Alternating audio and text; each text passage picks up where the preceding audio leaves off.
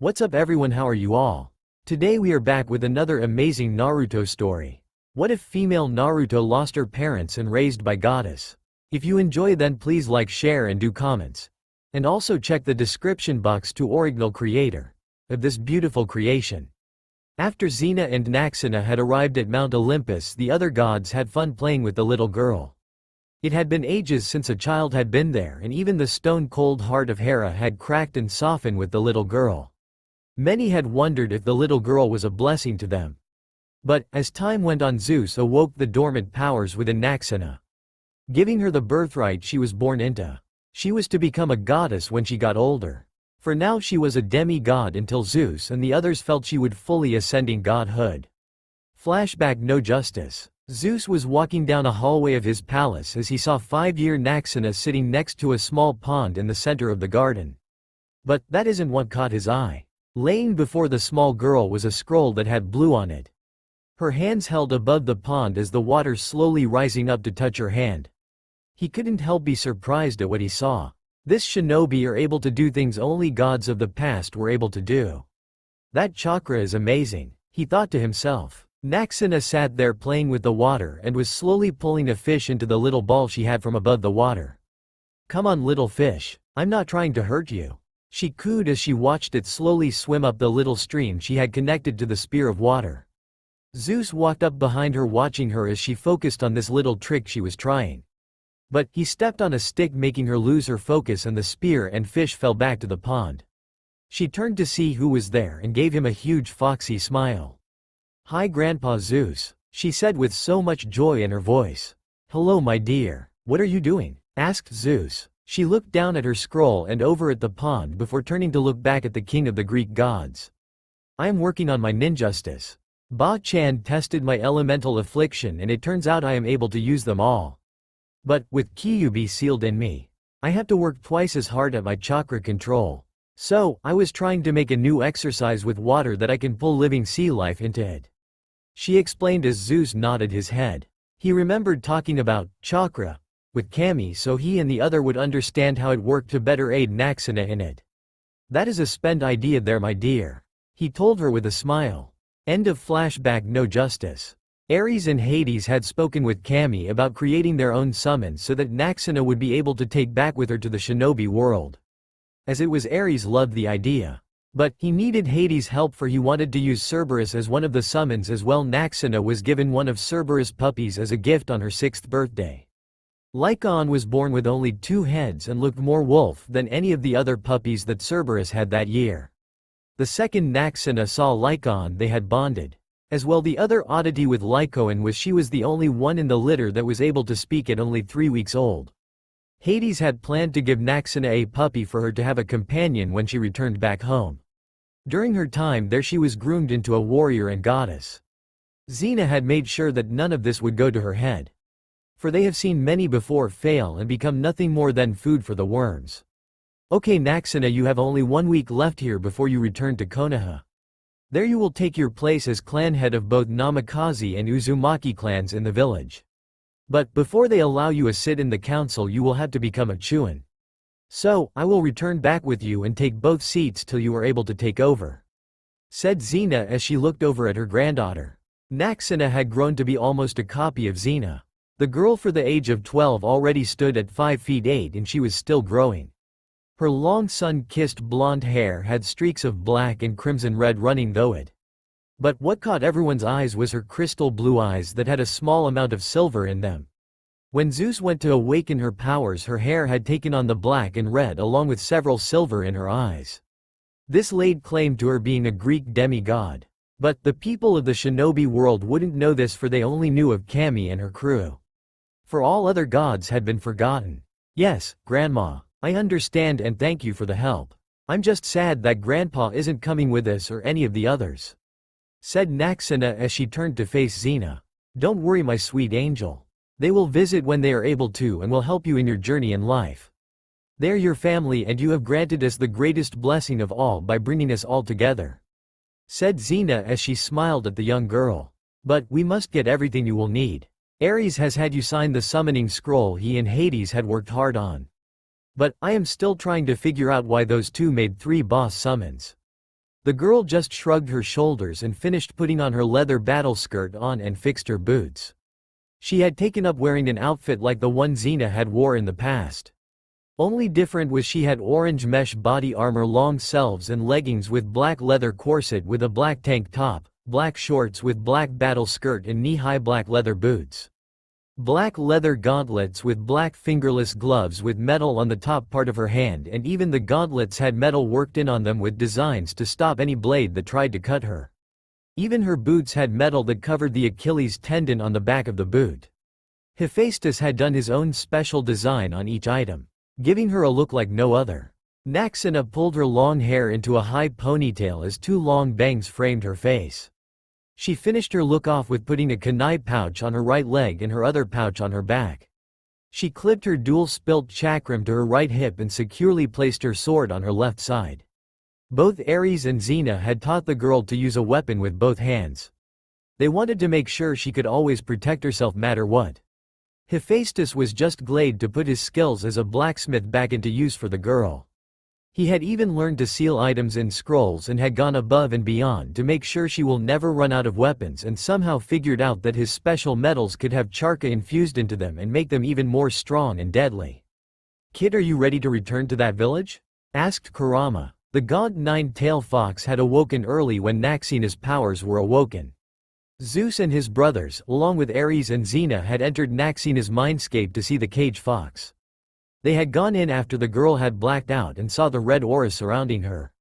They knew at that time she was meeting the beast and knew only trouble would come from it, and had to step in and help the girl with her inner demon.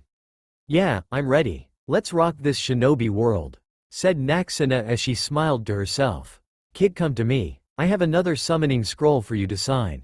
This one will aid you more, I believe, than the one your family created. But I still want to see someone face that snake woman," said Kurama as he grinned darkly. "Am I able to hold more summons?" asked Naxena as she stared off into space. "Yeah, kid, you are able to have several. For I know the next scroll you receive will be the toad summons. That damn drunk Gamabunta will just have to get over his shit fit when he learns you also hold the fox summons," said the fox with a wicked grin gracing his lips. "I'll sign your scroll tonight," said Naxena as she snapped out of her daydream by Ares. "I see you're visiting with Kurama again," said Ares as he smirked at his granddaughter. She smiled, looking up at and nodded her head. "You two do have the mental link to just visit with each other. It would be more useful when you return to the other world. For I do not want them to believe you are crazy or something worse," he said, placing his hand on her cheek. "I know, I just forget at times. Also, Kurama wants to give me the fox summons as backup," said Naxena as she gave him a foxy grin. Ares mocked as if his feels had been hurt. "I see, and after all that troubles Hades and I had gone though just to make you something special," he said, smirking. She jumped into his arms. "I know, and I love you for that. I am proud to show the shinobi world what Greek gods can do. I'm just sad you're not going to come with us and help Grandma handle the shinobi and civilian councils till I am old enough to take over both family seat," she told her grandpa. This got Ares' curiosity. "What do you mean council seats?" he asked. "I get both Mama's and Papa's seats because they both were the last of both their clans."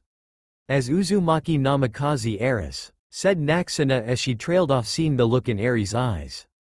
She had a bad feeling wash over her. Even Kurama was snickering in her head.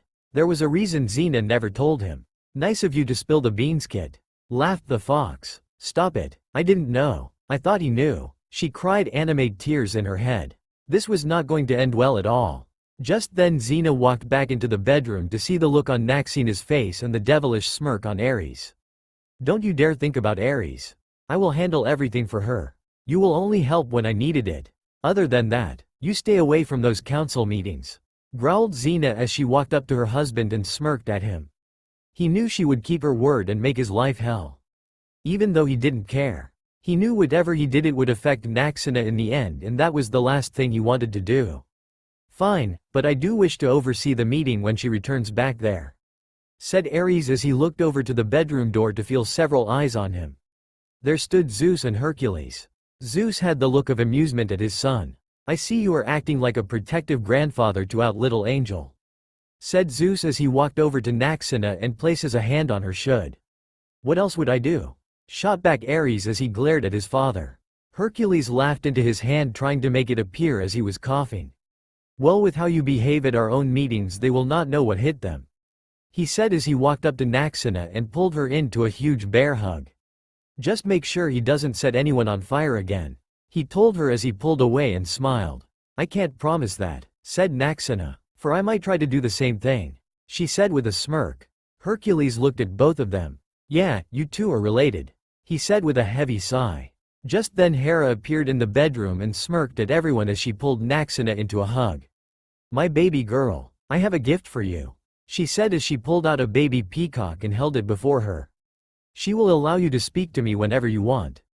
Also, I had several of Serenity's gold feathers made into senbon for you. They hold a special poison that no one has seen in that shinobi world. So, make sure you get them back, for I don't want anyone out there trying to copy it, she said with a wicked gleam in her eyes. Also, I did have an antidote made just for you. So, if someone tried using it against you, they would only fail. Yes, I know Kurama wouldn't let any little poison kill you. Still, I want to be faced then sorry, she told the girl before she pulled a scroll out from nowhere and it had her eye with a peacock feather over it. Naxena grinned as she took the baby peacock and scroll.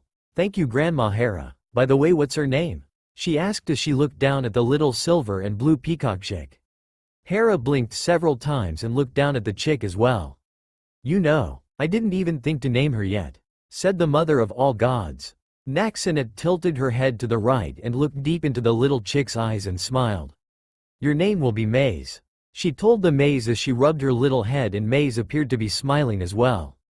Hera nodded her head to the name of the little chick and grabbed her husband's arm. Now, Zeus, we have many things to take care of before she leaves us. So, come along dear, she told her husband who had the look of, please help me. The others just laughed at his antics and turned back to the young warrior. Naxena just grinned at the others. She looked over at Ares and back down at the floor. This prompted his to raise an eyebrow at the young girl. What's wrong Munchkin? He asked, smiling softly at her. She slowly looked up at him, her bangs slightly overshadowing her eyes.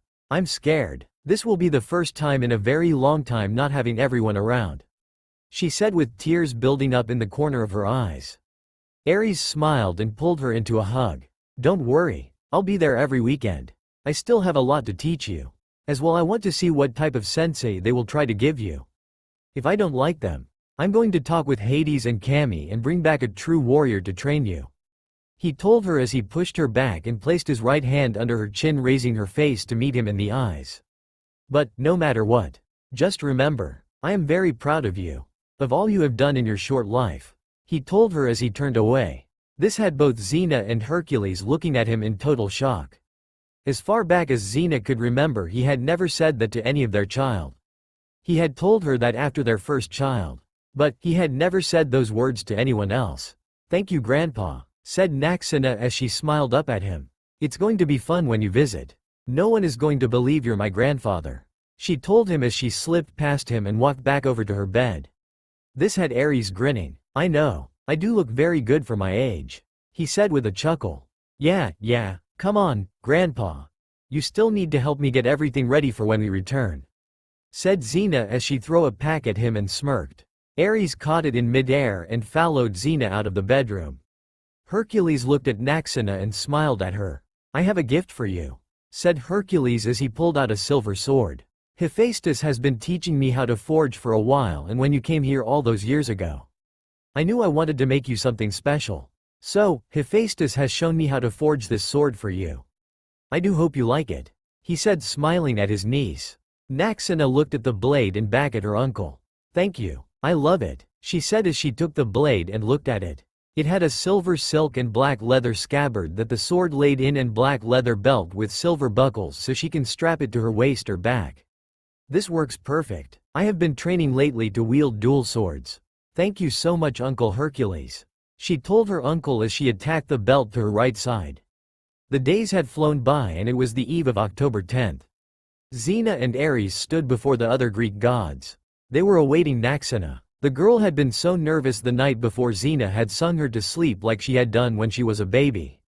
Out of the corner of their eyes they saw the girl running towards them.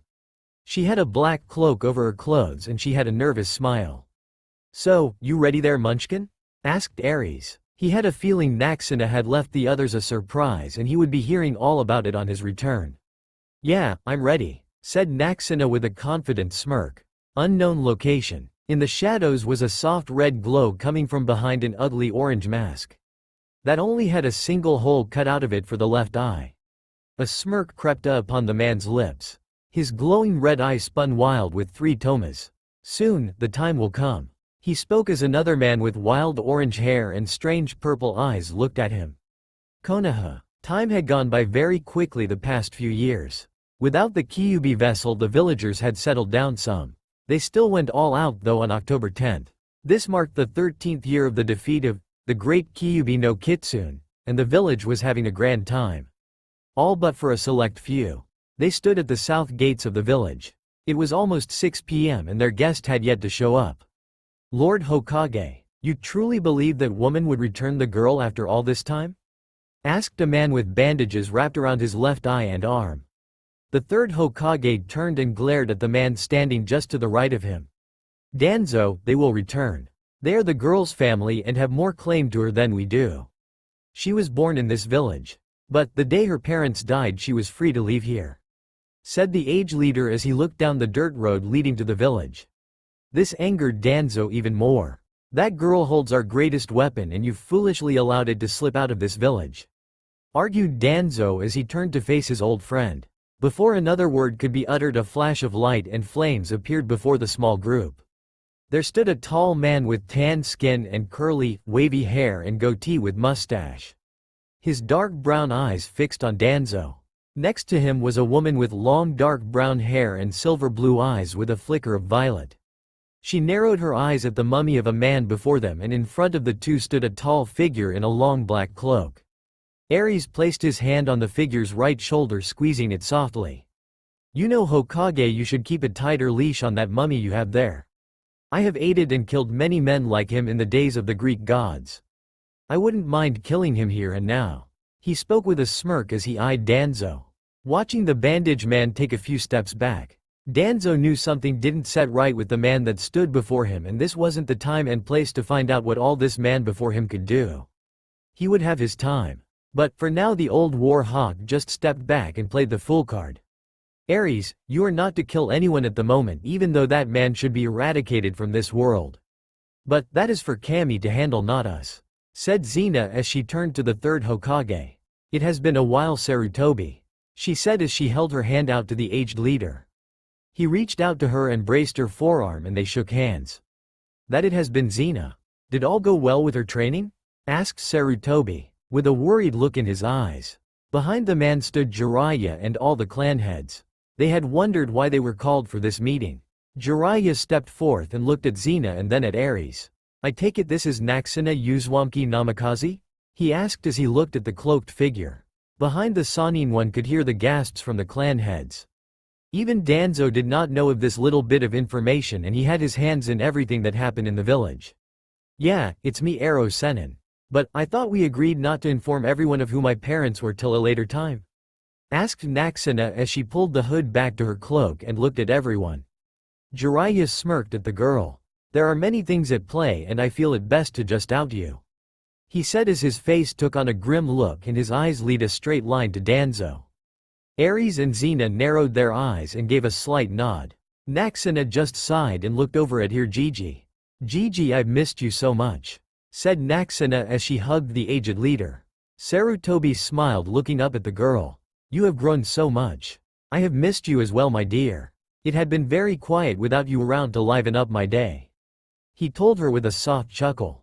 At this time the head of the Hyuga clan stepped forth. "Lord Hokage-sama, this girl here is really of their legacy?" asked Hiyashi as he looked Naxena. Naxena grinned, looking at the Hyuga head. "That I am. I know full well who my parents are and their legacy," said the young warrior as she saw something. Someone's coming towards them.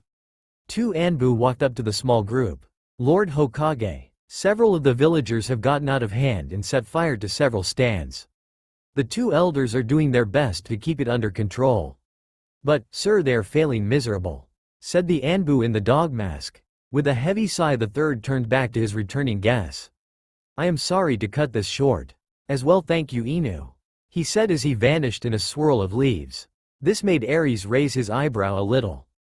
They know little tricks that we use to move around quickly and travel. But it isn't as good as the one that Minato created all those years ago. He thought to himself, well, if that is all. It has been a very long journey and I want to get Naxena home and settled in for tomorrow events, said Xena as she looked at the clan heads and the bandage freak and Jiraiya.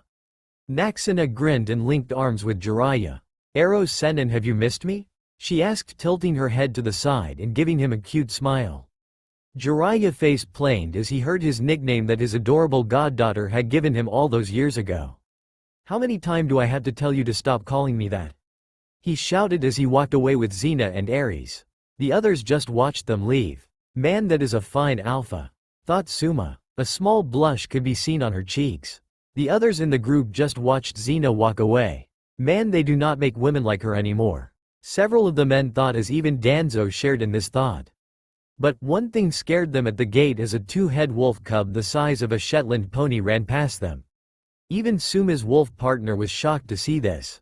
Looks like I need to pay them a visit to find out that pup's breeding, said the head of the dog Nins. Lycaon ran past the others racing to catch up to her owner. She was enjoying herself in the huge forest that surround the village. There was so many things out there for her to play with. She had caught up with the others and notched her heads into the back of Naxena. Lycaon, nice to see you finally made it, she said with a huge grin. Jiraiya looked over at the wolf cub and his mouth fell open. What on earth is that? He asked as he paled, looking at the two-headed wolf cub. Naxena grinned. Eros Sennin, please meet my companion Lycaon. She was given to me 6 years ago and still in her puppy stage. She is the daughter of Cerberus. Cerberus guards the gates of hell. Lycaon will be the same size of her mother in about 100 to 200 years, give or take a few years, she said with a foxy grin. That is a dog? Was all that Jiraiya could say as he slowly closed his mouth. Yeah, I'm a hellhound or hell wolf. Whatever you want to call me. But, know this, if you ever try to hurt my sister Naxena, I will end you, said Lycaon as she grinned at the old toad sage as he looked as if he just had a heart attack. Ba-chan, I think he died on me, said Naxena as she looked at Xena. The poor girl looked worried and scared. Xena just laughed as she saw Jiraiya's spirit leaking out of his mouth. He'll be fine, she said as they walked along a lonely street away from the festival. All was peaceful as they finally appeared at the gates of the Namikaze compound. Next day, Ares stood in the kitchen watching Xena cook as Naxena was outside working with her sword. She has grown a lot. I will miss her when I return home. But, I am going to wait a while before returning. Zeus is worried of that mummy. He told me something doesn't sit right with him and Cammy doesn't mind that I stay longer as well, he said as he put down his wine glass. Xena looked over at him. I know the feeling, but I am not sure if this village would be able to handle you here, she said with a soft, playful smile. Ares grinned as he pulled her to him and wrapped her into his strong arms. Well then I will just have to bring this village down and rebuild it to my liking, he said as he killed her. Just then there was a knock on the front door. Ares glared over to the living room. Whoever that is, it better be important, he growled out as he walked out of the kitchen through the living room to the front door. He slowly opened it and there stood an Anbu with silver hair and dog mask. Lord Ares, Lord Hokage and Shinobi Council and Monkey Council have requested your family to join them in the council chambers, said Inu as his mask hid the worried look from the god of war. Ares smirked and looked down at the Anbu before him. Tell the third we will be there shortly. My granddaughter has just sat down for breakfast and they can wait a little longer, he told the silver hair Anbu. Inu nodded his head. I am to wait here till you are ready to go and shimmy you to the council chambers, he told Ares. Ares raised an eyebrow to this. Fine, come in and follow me, he said as he turned his back to the Anbu and walked back into the kitchen. Inu looked around and saw the house had stayed the same but for a few new pictures and a new item here and there. Sensei, I hope I do right by your daughter's side as her sensei, he thought to himself as he walked into the kitchen and stood at the doorway looking in on the happy family as they finished their meal. Xena looked up at the young man and smiled. Would you like to join us? She asked. Inu looked surprised. No one had ever asked him to join. So, foolishly he kneaded his head slowly and sat down at the table taking the plate of food from the goddess before him. Slowly he slipped up his mask and hid face mask down and kept his face shadowed so no one could see what he looked like. So, Ba-chan, today I take the final exam to become a genin? Asked Naxena as she pushed her eggs around with her chopsticks. Yes, I know you will pass. We have taught you all the clones of each element and sub-element and shadow clone. So, ask to use a different clone during the exam, said Xena as she smiled at the girl before her. They had finished eating and Ares smirked at everyone. Are we ready to go? He asked as everyone nodded their heads. Good, now place a hand on my shoulder. He told them and within second they vanished in flames and reappeared in the council chambers. Inu looked at the god of war in shock. He had never traveled this phase before and there was no way of copying this style of movement. The civilian council saw this and had a wicked little thought running through their little pea-sized minds. He will teach this to Uchida-sama and make him more powerful. They thought to themselves. Even Danzo wanted to learn this for his root agents. The two gods and single demi-goddess stood before the shinobi and civilian council with the two elders and the mummy reject. The third Hokage sat in the middle of this circus and smiled at the newcomers. Welcome and thank you for coming at this short notice, said the third Hokage as he smiled and looked at the three before him. Mount Olympus. The other gods stood around watching the circus that was happening. Those little ants should be reminded that they hold no power over gods. Growled Hera. Zeus looked over at his upset wife. My dear, they are just doing their best to keep the peace for Naxena. For in the end the girl still has to live there. He told his wife as he rested his left hand on her shoulder. She glared at him. She shouldn't have to. Kami should just allow her to be with us. She huffed as she looked back down. Back in the council chambers. Sarutobi stood before all those present. I would like to welcome back to our village after being gone for several years. Naxena Uzumaki Namikaze to the village. She will be taking the final exam today with the others she would have gone to the ninja academy with. He said with a smirk on his face. How long will it take these fools to freak out? He wondered to himself. Just then a woman with long bubble-gum pink hair stood up. What do you mean Namikaze? She asked as she looked over at the Hokage. Like he just said, she is the daughter of the late 4th Hokage Minato Namikaze and his late wife Kushina Uzumaki Namikaze. Said Ares as he arched his eyebrow at this pink hair banshee. Those damn creatures found their way here as well. I'll have to speak to Zeus about this. He thought as he turned to Xena. I was there that night Minato and Kushina died after the sealing. I was witness to their claim as the girl is their child. Look at her, she is a copy of her father. Said Xena as she pointed at the portrait of Minato. Everyone turned and looked at the portrait and saw the similarities they both shared. Same banshee stood back up. Hokage-sama, how can you believe these people? She asked. The aura around Ares appeared to grow and turn into flames. How dare a banshee like you question my wife? How dare you question a goddess? He roared at the pink hair banshee. The shinobi side of the council sat back snickering behind their hands at what had happened to the damn pink hair banshee. The woman had fainted and soiled herself as the other members of the civilian council moved away from her and made faces from the smell coming from her. Naxena placed a hand on her grandfather's arm. She slowly shook her head as he looked down at her and softly smiled. Naxena stepped forward. I am the daughter of Minato Namikaze and Kushina Uzumaki Namikaze. The night I was born the Kyuubi no Kitsune was free from the seal on my mother's stomach. She was attacked by a masked man after my birth and this man's goal was to destroy this village with the aid of the Kyuubi. She told them as she looked at everyone. Shikaku Nara opened a lazy eye and looked at the girl. Tell me child, how do you know this? He asked her. Before them a black flames appeared before the council chambers. There stood a pale man in black robes with a black golden staff in his right hand and long dark brown hair. Uncle Hades? Said Naxena puzzled at the appearance of the god of the underworld. He stood there looking at everyone around him. A dark smirk crept across his lips. At this time Mrs. Haruno awoke to this man before her. I came with special guests. They were watching this circus play out and my grandniece was growing enraged from those fools. Said Hades as he raised his left arm and from under his robe a woman with crimson hair stepped forth followed by a man with sun-kissed blonde hair and tan skin. The two newcomers looked at both councils and elders and Hokage. The man's blue eyes burned holes into the civilian council members and at the elders. I see things have not changed one bit. These fools on the civilian council still believe they have say in anything that involved shinobi of this village. I am afraid you fools are gravely mistaken and do not have any say nor right to try and dictate what a shinobi can do or say. As Naxena is from 2 shinobi clans that have seats on the shinobi council. You fools need to shut up and sit down, or better yet, leave, for this has nothing to do with you fools, yelled Minato Namikaze. The council chambers had grown eerily silent as everyone tried to digest what they had just seen right before them. There stood their late hero, their late 4th Hokage. He was yelling at them. Why was he doing this to them? Danzo stood up from his set. How do we know that this is truly Minato Namikaze standing before us and not an imposter created by these people? He demanded. Before anyone knew it, Minato had thrown his tri-pronged kunai at the side of Danzo's head and he had vanished in a yellow flash, reappearing before the mummy of a man. Does that answer your question, Danzo? He questioned as he pulled his kunai from the wall and turned and walked back to Hades and the others. The crimson hair woman stepped forth and looked at everyone there. I am disgusted with you people. How can you deny my child, our child, her birthright?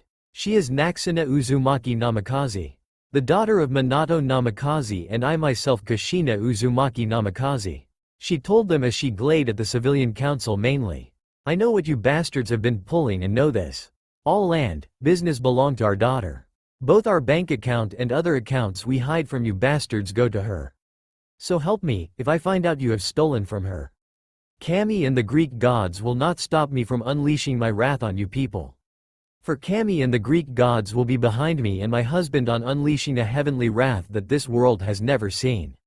She told them. This made many people pale and have guilty looks etch across their faces. What have you people done? Questioned Minato. A large fat man stood up.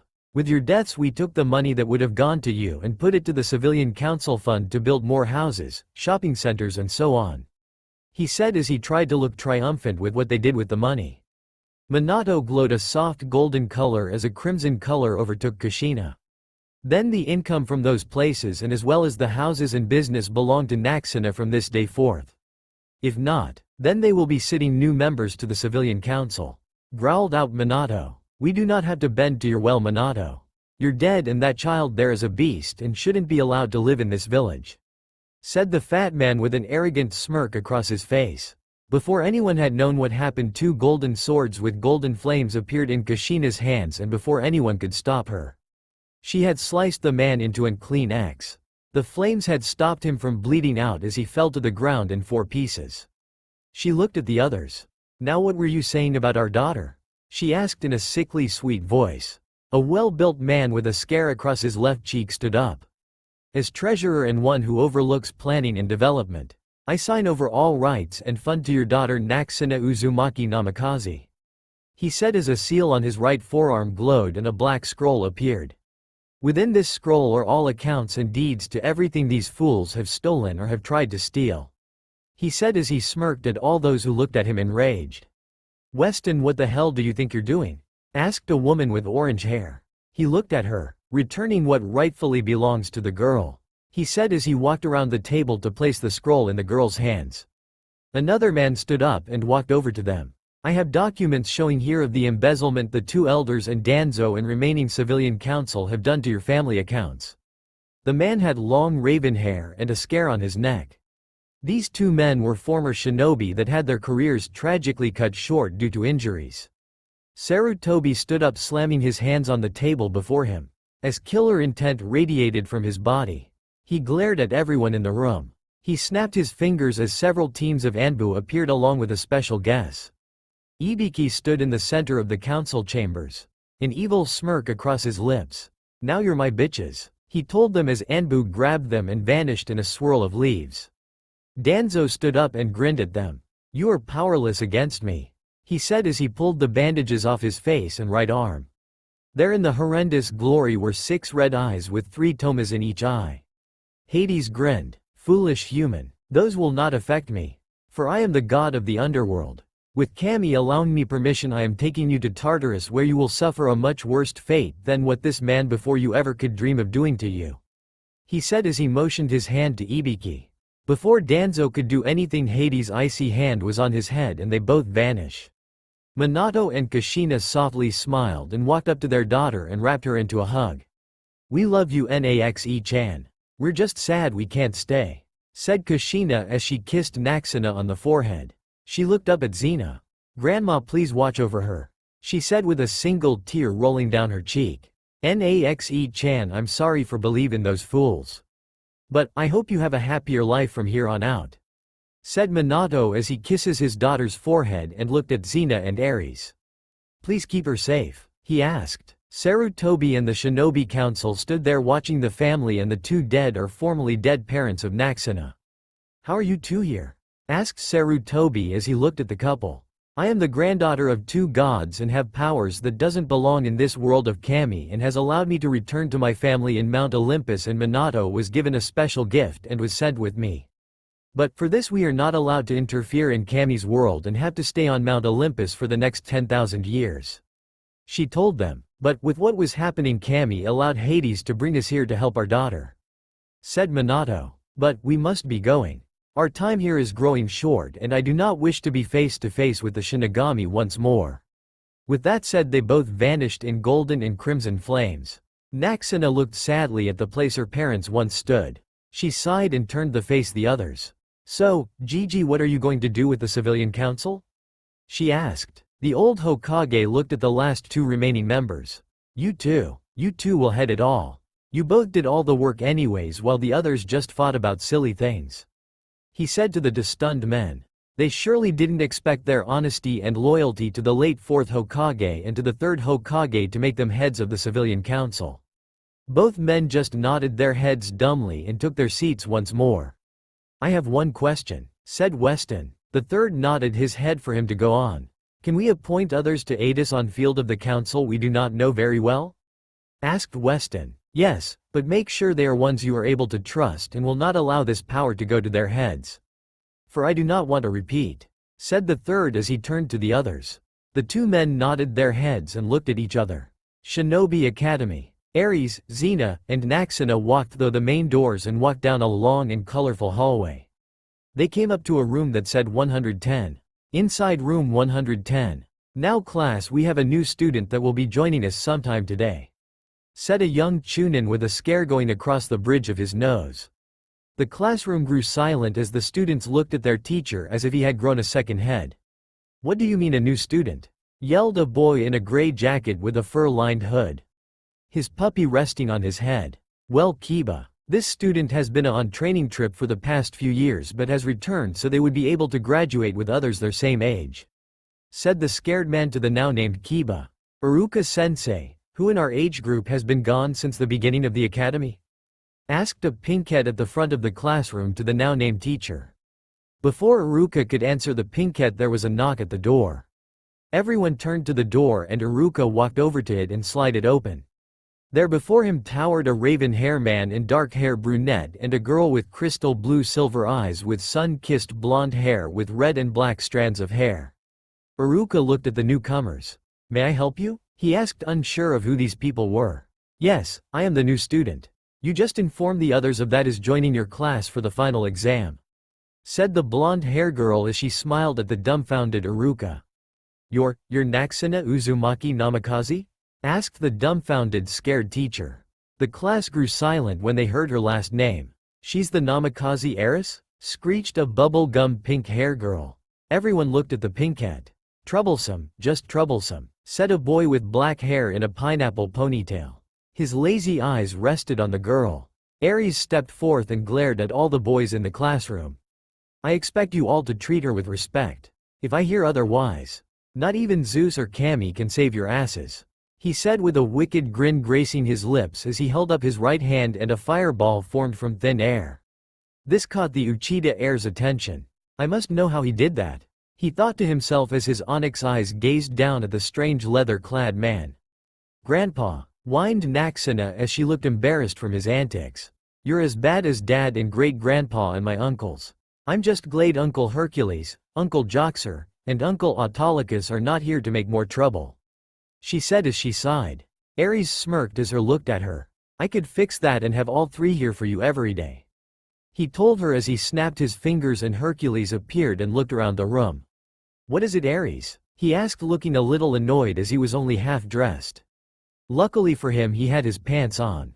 Just want to put the fear of the gods into these little boys here. I didn't like the way they looked at Naxena, said Ares as he gestured to the classroom. Hercules took a second look at the boys and saw the lust and something else that he didn't like. Before anyone could say anything, he grabbed Aruka's desk and crushed it in his hands. This is what will happen to you if you lay a finger on my niece, he said as the desk turned to dust. Troublesome, said the pineapple hair boy and went back to sleep. Sir, you just destroyed Academy property, said Aruka in a shaky voice. Hercules and Ares looked back at the scared Academy teacher. I'll pay for it to be replaced, he said as he pulled out a coin purse and took out several gold coins. This should cover it, he said as they tossed over the coins to him. Aruka looked at the coins and looked back at the man with the hair the color of a lion's mane. This is way more than enough to replace the desk. Here, take some of it back, he told him. No, keep it, for I'm sure by the end of the day something else will be destroyed, said Hercules. He turned and looked at his older brother and over at Xena, who just smirked at him. Naxena sighed as she looked at her new teacher for the day. Sensei, where would you like me to sit for the exam? Also, here are my grades for all the homework and test that I would have done with the class. Gigi had sent everything with my grandma to make sure I would be learning everything as everyone else and not be left behind in any area. As well, I am up to date on all clan and civilian laws, she informed him. He took the file from her and opened it. He was mildly shocked when he saw her test scores and grades from her homework. She scored from 90 to 100% on everything. She has perfect scores like the Uchida and Hyuga heirs, he thought to himself as he placed the folder down. There is an open seat at the back of the room next to Shikamaru, the boy who is sleeping, he said as he pointed out the pineapple-headed boy. Naxena nodded her head and walked up the stairs to the very last row and sat down next to a boy eating chips and Shikamaru. She smiled at both boys, for the Nara heir opened his eyes and looked at the newcomer. All right, class. The final exam will test you in 3 different areas. First being written, second will be physical, and the third will be on ninjutsu, said Aruka as he looked at his students, who groaned as they just wanted to do the last 2 parts. He then turned to the 3 adults behind him. Are you going to stay and watch? He asked them. He was scared to tell them they had to leave, for the shirtless man was as strong or stronger than Tsunade of the legendary Sannin. The 3 just nodded their heads and went off to the corner of the room to watch. Mizuki got up and held a stack of papers in his hands. He walked up to each student, handing them their exams as he made his way to the final 3 at the very top. He grinned to himself as he handed Naxena a altered exam. Shikamaru felt the silver hair man's chakra spike for just a second and knew something was wrong when he gave Naxena her exam. The girl looked at the paper and put her hands in the ram sign and yelled "Key." This got Aruka to go find out what was happened. What's wrong, Naxena? Asked Aruka as he looked at Mizuki a little puzzled. He placed a genjustice on my exam. I felt his chakra spike just right before he handed me my paper. I also noticed that Shikamaru felt the chakra as well. Once I looked at the exam, all the questions were Jonin level and no way Academy student could answer them. If I did answer them, he would drop the justice and fail me, saying I answered everything wrong, said Naxena as she looked at Shikamaru, who nodded his head slowly. Aruka looked at his friend and back at the girl. But before he could say anything, 3 Anbu appeared and took the silver hair man away. Ares was right next to them. He looked ready to skin the man but lost his chance when he was taken away. Bastard got lucky, growled out Ares as he returned to his wife and brother. Alright, class, settle down and begin. You have 1 hour to finish your exam. Once done, bring it down to me and then we will head outside once everyone I'd finish, said Aruka as he gave the 3 adults a smile and returned to the table that was next to his desk. After 20 minutes a knock was heard and the door slid open. There stood a woman with purple hair up in a high ponytail and a man with silver hair that defied gravity. We have been sent to help with the final stages of the exam, spoke the purple hair woman. Yes, Lord Hokage was displeased with Mizuki's actions and sent Anko and myself to help, said the silver hair man as he gave his partner's name. Thank you, Kakashi-san and Anko-san. I really did need the help for the next part of the exam, said Aruka to the now named man. The 2 sat down and Kakashi pulled out a little orange book and slowly began to have Previ giggles. Ares and Hercules walked over to the man to see what was so funny and got an eyeful from the graphic art on the page displaying what was going on in the written scene. Xena already knew about these books of Jiraiya and just sighed. Naxena had finished her exam and walked down the stairs to the front of the room. She smiled as she handed Iruka her exam. The scared man smiled back and began grading it. "Well done Naxena, you got a 100% as well as got all 3 bonus questions right," he told the girl. Anko looked the girl over and grinned. "I like the outfit and I see you are confident in it around members of the opposite." "That is good," she told the girl before her. "What I wear is pretty much almost the same outfit my grandma wore when she was a warrior. The leather helps from swords and other bladed weapons from piercing to deep, and the tightness also help with pressure to stop almost all bleeding that isn't fetal," said Naxena as she looked at the strange purple-haired woman. Anko grinned. "I would have loved to meet your grandmother. She sounds like a true kunoichi," she told the girl. Naxena grinned. "You don't have to wait. She right over there," said the girl as she pointed to the woman with long dark brown hair that had on a strange dress and black cloak. "This is my great-grandmother a million times over, Xena, goddess of war," said Naxena as she grinned at Anko's reaction. Not many things shocked the snake mistress, but this was one of them. She looked like the woman from Jiraiya's latest books about an ancient warrior who fought the gods and fought for peace and love. You're the woman off of Jiraiya-sama's book," she sputtered out. Xena smirked as she looked at the young woman. "That I am. I just hope he went easy on the smut. But I am also pleased with the teen versions of his books," said the goddess as she looked at her husband and brother-in-law. The hour was up and everyone had finished their written exam. Anko talked with Xena and Naxena the whole time. She had questions about some of the fights in the books and about how the hell she married a god. "Alright everyone, please follow Anko-san and Kakashi-san out to the training ground and I'll be out there shortly," said Iruka as he handed the clipboard to Anko. At that moment Anko was the better choice for Kakashi was too engrossed about telling the 2 men about his precious little orange book. Once outside everyone looked around. A boy with onyx eyes and hair in the style of a duck's butt stared at Naxena. She could feel the heavy gaze and turned to look behind her. "What?" asked Naxena to the boy. "HN," he said. "You should know your place, girl. I am the elite in Uchida," he said smirking. That should have her falling all over herself, he thought. "So, am I to be acting like those fools over there?" said Naxena as she pointed to the fangirls. Said fangirls glared at her. "Sasuke, not every girl is going to be drooling over you," said Shikamaru. Naxena tilted her head to the side looking over the now-named Sasuke. Everyone saw this and wondered what the girl was going to do next. "Nah, I don't see it. He isn't that good looking and his hair is in the shape of a duck's ass. He might also have an ego as big or almost bigger than my grandfather. But I don't see the appeal about him. He has no personality and I would have a better conversation with the puppy on that boy's head over there," said Naxena as she pointed at Kiba. "Hey, no one can surpass my ego," whined Ares. Hercules placed a hand on his brother's shoulder. "That kid is going to give you a run for your title."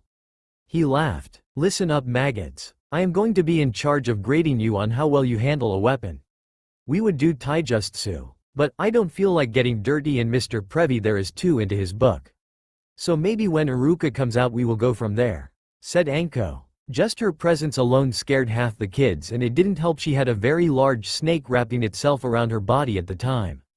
Kakashi just looked up for a second and shrugged his shoulders and went back to his book. He didn't care as long as Anko kept away from his book. "Alright, you have 10 targets. On each target there is a fatal point marked on it. I will give you 2 points for every time you hit that mark. Otherwise the other points are worth only 1 point. You must score a 9 or higher to pass on each throwing weapon," said Anko as she held a kunai and shuriken in her hands. The civilian-born kids just passed by the skin of their teeth. Sakura got lucky and got a 11 on kunai and 10 on shuriken. Choji got 16 on kunai and 15 on shuriken. Shino 17 on kunai and 17 on shuriken. Kiba did fairly well with 19 on kunai and 17 on shuriken. Ino did okay, 13 on kunai and 13 on shuriken. Hinata was so far the leader with 20 on kunai and 20 on shuriken. She loved reading the teen books about Xena and fashioned the woman as a role model, and when she found out said woman was in her class watching, She had to do all she could to show her how skilled she is. Sasuke was next and he kept smirking the whole time. He got 19 on kunai and 20 on shuriken. He was a little Pisces that Hinata did better than him. Damn it, I'll just have to show her place later, he thought to himself. Last up was Naxena. She smiled as she looked around and pulled out her weapons that had been custom made for her. She grinned as she pushed a little wind chakra into them as she threw the kunai at the dummy. The weapon sailed its target into the next one and landed at the next fatal wound mark. She had gotten 20 out of 20 on both kunai and shuriken. Well done, brat, said Anko as she wrote down the score. She cheated, growled out Sasuke. There is no way she is that good and those kunai and shuriken don't look like the standard issued ones in the village. He whined. I didn't cheat. I just added my chakra affliction to my weapon and throw it. Also my weapons are custom made for me by my uncle. So, no, you will not find any like them here in the village, said Naxena as she glared daggers at Sasuke. Then I demand you give me those weapons. For only an elite as myself should have them, said Sasuke as he stomped his foot. Ares raised his eyebrow to this and looked to his brother and wife. Did I ever act like that? He asked them. Xena smirked. Only when it came to wanting me as your wife, she told him, as she watched his shoulders slump. Like hell I'm giving them to you. Anyways, a little crybaby like you wouldn't know what to do with them. For their weight is different than what you're used to, yelled Naxena as she tried to calm herself. Anko walked up to the dummy and pulled the girl's weapon. She almost dropped it, for it was a lot heavier than normal. What the hell, brat? She said as she looked at Naxena. There are special seals on all her weapons. So, if someone tried taking them, they will feel heavier and much more difficult to use. Otherwise her weapons are feather light, said Xena as she looked at the little crybaby before her granddaughter. Okay, so is there any other weapons you maggots are skilled in? Asked Anko, just wanting to move on. Naxena raised her hand. Okay brat, what is it? Asked Anko. I am skilled in swords, scythes, warhammers, battle axes, single and dual chakrams and a lot more, said Naxena as the others around her paled or their jaws hit the ground. Troublesome woman, said Shikamaru. That's asterisk munch cool, said Choji between bites. She is just showing off, said a civilian girl with brown hair. Why would I need to show off? I am just informing my instructor about my other skills, said Naxena as she was growing tired of these fools that want to play ninja. Why don't we head back in and just finish the final part of the exam? Said Kakashi as he was growing bored and wanted to do something else. They all returned to the classroom and Anko gave Iruka the clipboard as he just finished grading the final exam. He looked over the scores and the notes Anko had put and sighed. For a lot of the notes was about the lazy fangirls. Alright class, when I call your name you will come into the back room and take the final part, and if you pass you get this, said Iruka as he held up the forehead protector. It all went smoothly and about 60% of the fangirls failed the final part and all the clan heirs and a couple of civilians passed. Even Naxena passed. She came running back into the room with her protector wrapped around her waist. Iruka and Kakashi came back out of the room and Iruka spoke to the class. Alright, be here tomorrow and you will find out who the Rookie of the Year and Kunoichi of the Year will be, said Iruka. As everyone left, many whispered about the new girl and the Uchida. It was bright and early the next day and Naxena was slowly waking up. She wasn't ready for the new day. Uncle Apollo, just give me one more hour, whined Naxena as she pulled her blankets over her head. Come on lazy bones, it's time to wake up, said Xena as she walked into her granddaughter's bedroom. You don't want to keep everyone waiting, do you? She asked as she pulled the blankets off the girl's head. Ah, I just want another hour, cried Naxena. Too late, it's already 7:30 and your Uncle Hercules is going to eat your breakfast if you don't get up, said Xena as she smirked. She knew this was the only way to get her going. Just like that the blonde jumped up and ran out of her bedroom and down the stairs. She made it into the kitchen in time to stop the man. Don't you dare put that plate down or I'm setting your oils ablaze again, she told her uncle with a wicked smirk. Well, I didn't think you were hungry, said Hercules as he placed the girl's plate down and she walked over to the table and sat down. Thank you, Naxena said as she looked at what was made. Waffles with eggs and bacon. A small smile crossed her lips. Slowly she began to eat. So, today is the big day, said Ares as he drank his coffee. My little princess is going to be a true blue ninja. he said as he took a drink. Yeah, but I'm worried I'll get stuck on a team with that prick and one of his fangirls, said Naxena as she shuddered at the thought.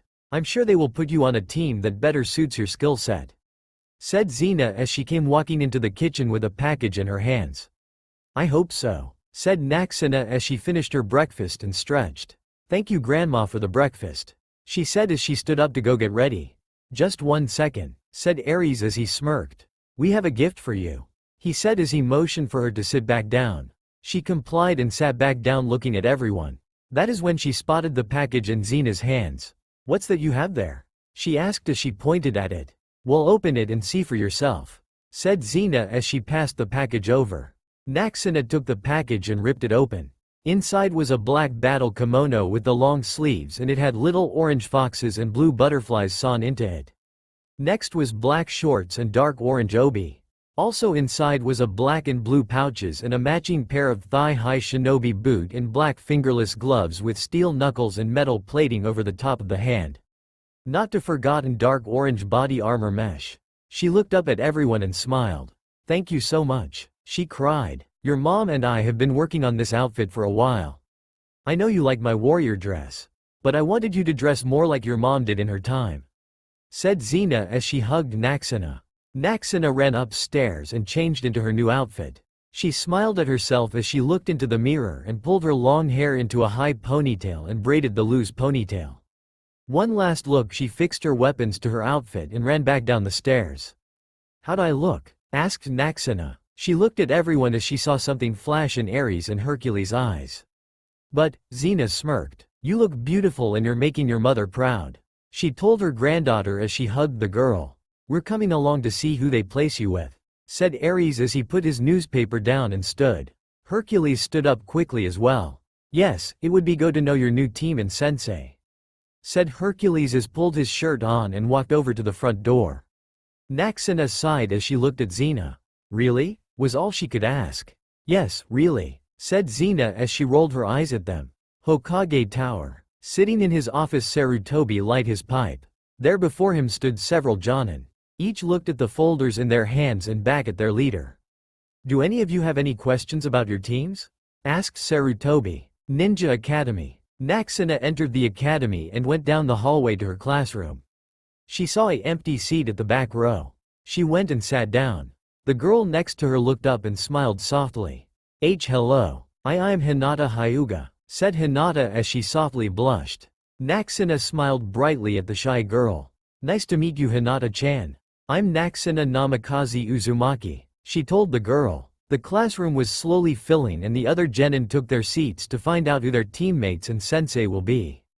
After 30 minutes everyone was settled in and Iruka came walking into the classroom with a file in his hand. Good morning class. This will be the last time you all will be in my class and I wish you the best of luck on your shinobi life, said Iruka as he smiled at everyone. Naxena toned him out as she looked at everyone around her. This class is mostly clan heirs. Interesting, she thought to herself. Kit, you need to make sure they do not pair you with that damn Uchida. He will only want to control you, said Kurama with a low growl. I know. Grandma has already spoken to the Hokage about this. Also, she told him he would face mom's wrath. Naxena as she shivered thinking of her pissed off mother. Kurama shared a similar reaction.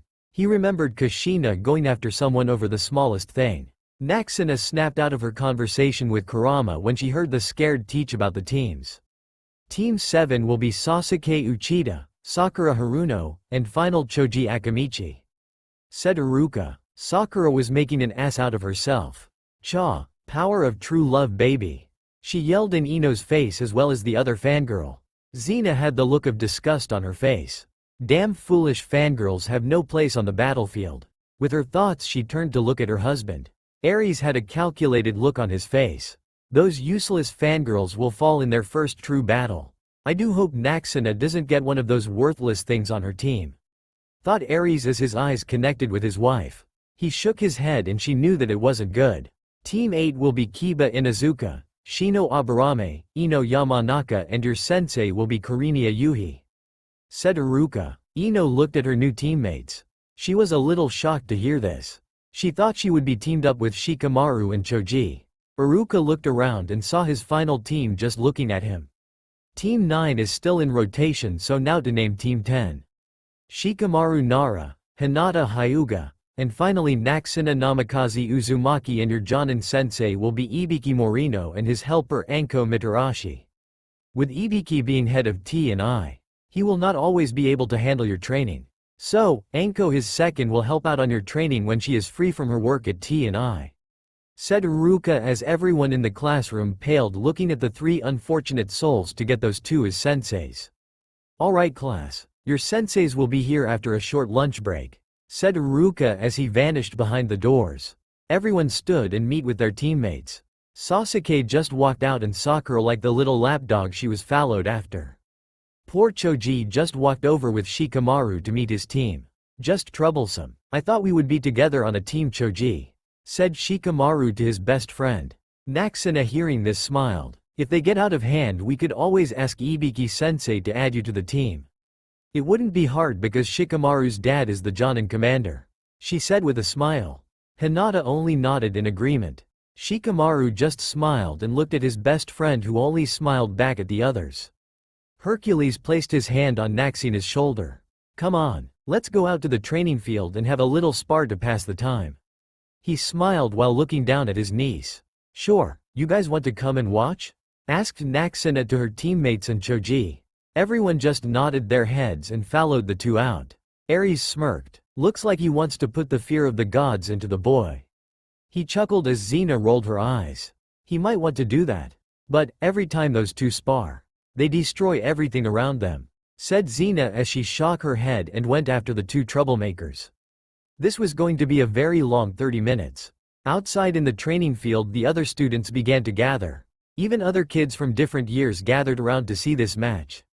It was some new girl and some weird oily guy about ready to fight. Ares stepped in the middle of the two. Listen well, this match is a friendly spar. You also must keep the damage to a minimum, for I'm not pay for a new academy. The match will end when one person is knocked out of the ring or is knocked out, or I or Xena step in to stop it, said Ares as he stepped back and out of the large taijutsu circle. Begin, shouted Ares as he was next to his wife. Watch the other two circle around. Hokage office. Sarutobi had his crystal ball out and the Jonin stood around watching their students. But stop talking when they zero in on the fight that was about to happen. Look, Ibiki, our little Gaki going to be fighting old muscles there, said Anko as she grinned. Ibiki just grunted and watched on with calculating eyes. This girl isn't like the others. She isn't going gaga for any of the boys and looks to understand the meaning of a battle. What Anko says about this girl's family and what she saw yesterday. She will be good for T&I and Anbu, he thought to himself. Others in the room got caught up in the spar. People began betting on who would win. Academy training field. Naxena back flips over Hercules' head as she twisted she mule kicks him in the back. He fell several feet from where he was standing. He was close to the edge but wasn't enough to knock him out. Naxena landed on her, felt she was breathing a little hard. The fight had gone on so far for 25 minutes and she was getting close to knocking him out of the ring. Getting tried already? Looks like someone's been slacking again, taunted Hercules. No way, old man. You're the only panting and holding your sides. It looks like old age is catching up to you, taunted Naxena back. Before Hercules could fully stand up, Naxena used Flying Thunder God on him and knocked him out of the ring. All anyone saw was a golden flash of light and a grown man flying out of the ring and hitting the tree behind him. See, not tried, said Naxena as she let out a sigh. She was going to feel this in the morning. She turned to look at the training field and it looked like a hurricane earthquake hit it. Holes as far as the eye could see. Ground cracked and trees looking to be blown apart. This girl was on a whole different level from the other girls in this graduating class. Hinata looked on with shock. She would have to step up her training to come anywhere close to her teammates' level. Troublesome blonde, said Shikamaru as he let out a sigh. Unknown to everyone, all the ninjas close by watched the spar. Many in shock and many pissed off for the placed Ryo on the wrong fighter. Ibiki and Anko appeared on the sidelines. Team 10, with us, growled out Ibiki as the three genin and gods turned to see the scar-faced man and grinning woman. Ibiki lead the group though the village into a large building. There outside stood a man with a mask that appeared to look like a dragon.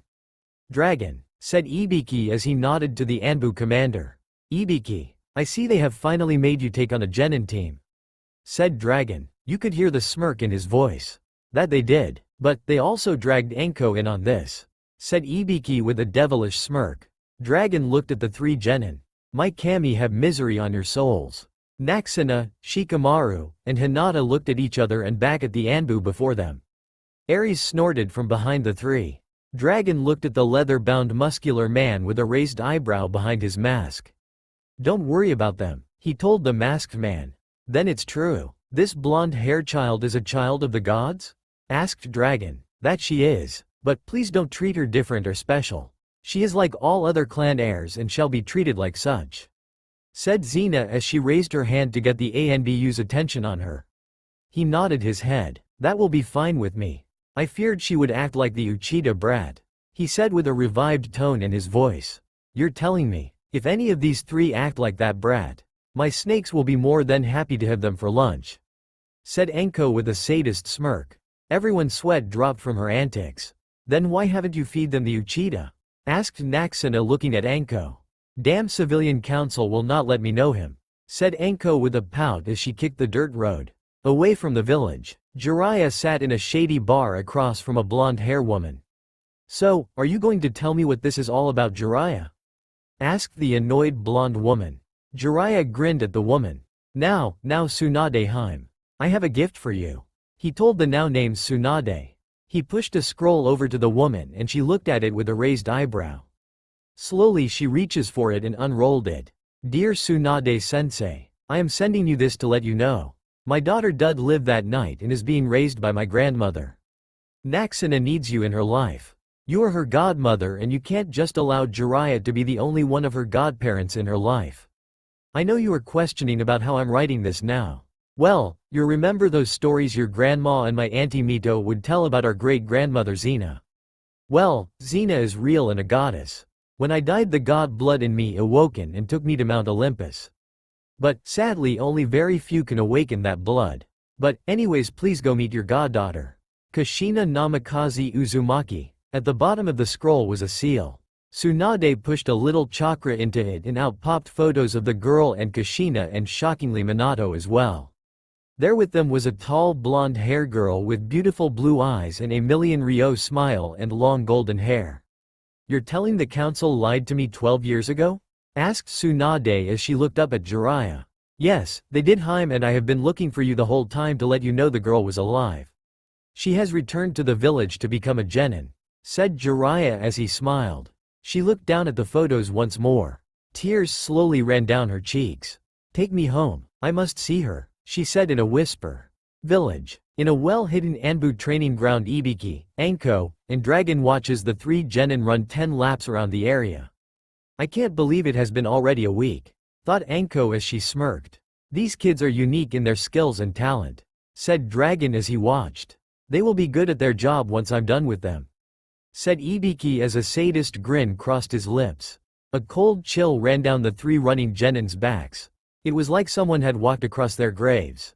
Flashback no Justsu. I want you three to spare with these three rookie Anbu, ordered Ibiki. He had gotten the idea from Anko to use the freshly new members of Anbu as sparring and training dummies. Dragon had a list of them that earned them the shit list or sparring and training dummy list. At first it appeared Hinata was too scared to hurt anyone in her family's style. But there was always that one fool. Is the little Hyuga princess just as weak and useless as her elders claim her to be? Taunted a raccoon-masked Anbu. Maybe you should go home and play house with your dollies, for you'll never match up to that woman over there, said Raccoon as he pointed at Xena. Xena, who was standing at the sidelines, narrowed her eyes at the Anbu. He is going to be regretting those words here soon, she thought as she saw the girl become angry. Before the Anbu knew what had happened, he was laying on his back passed out with all his chakra points closed. Anko walked up the blue-hair girl. Kid, you need to work your flexibility into your fighting style. You flow more like water.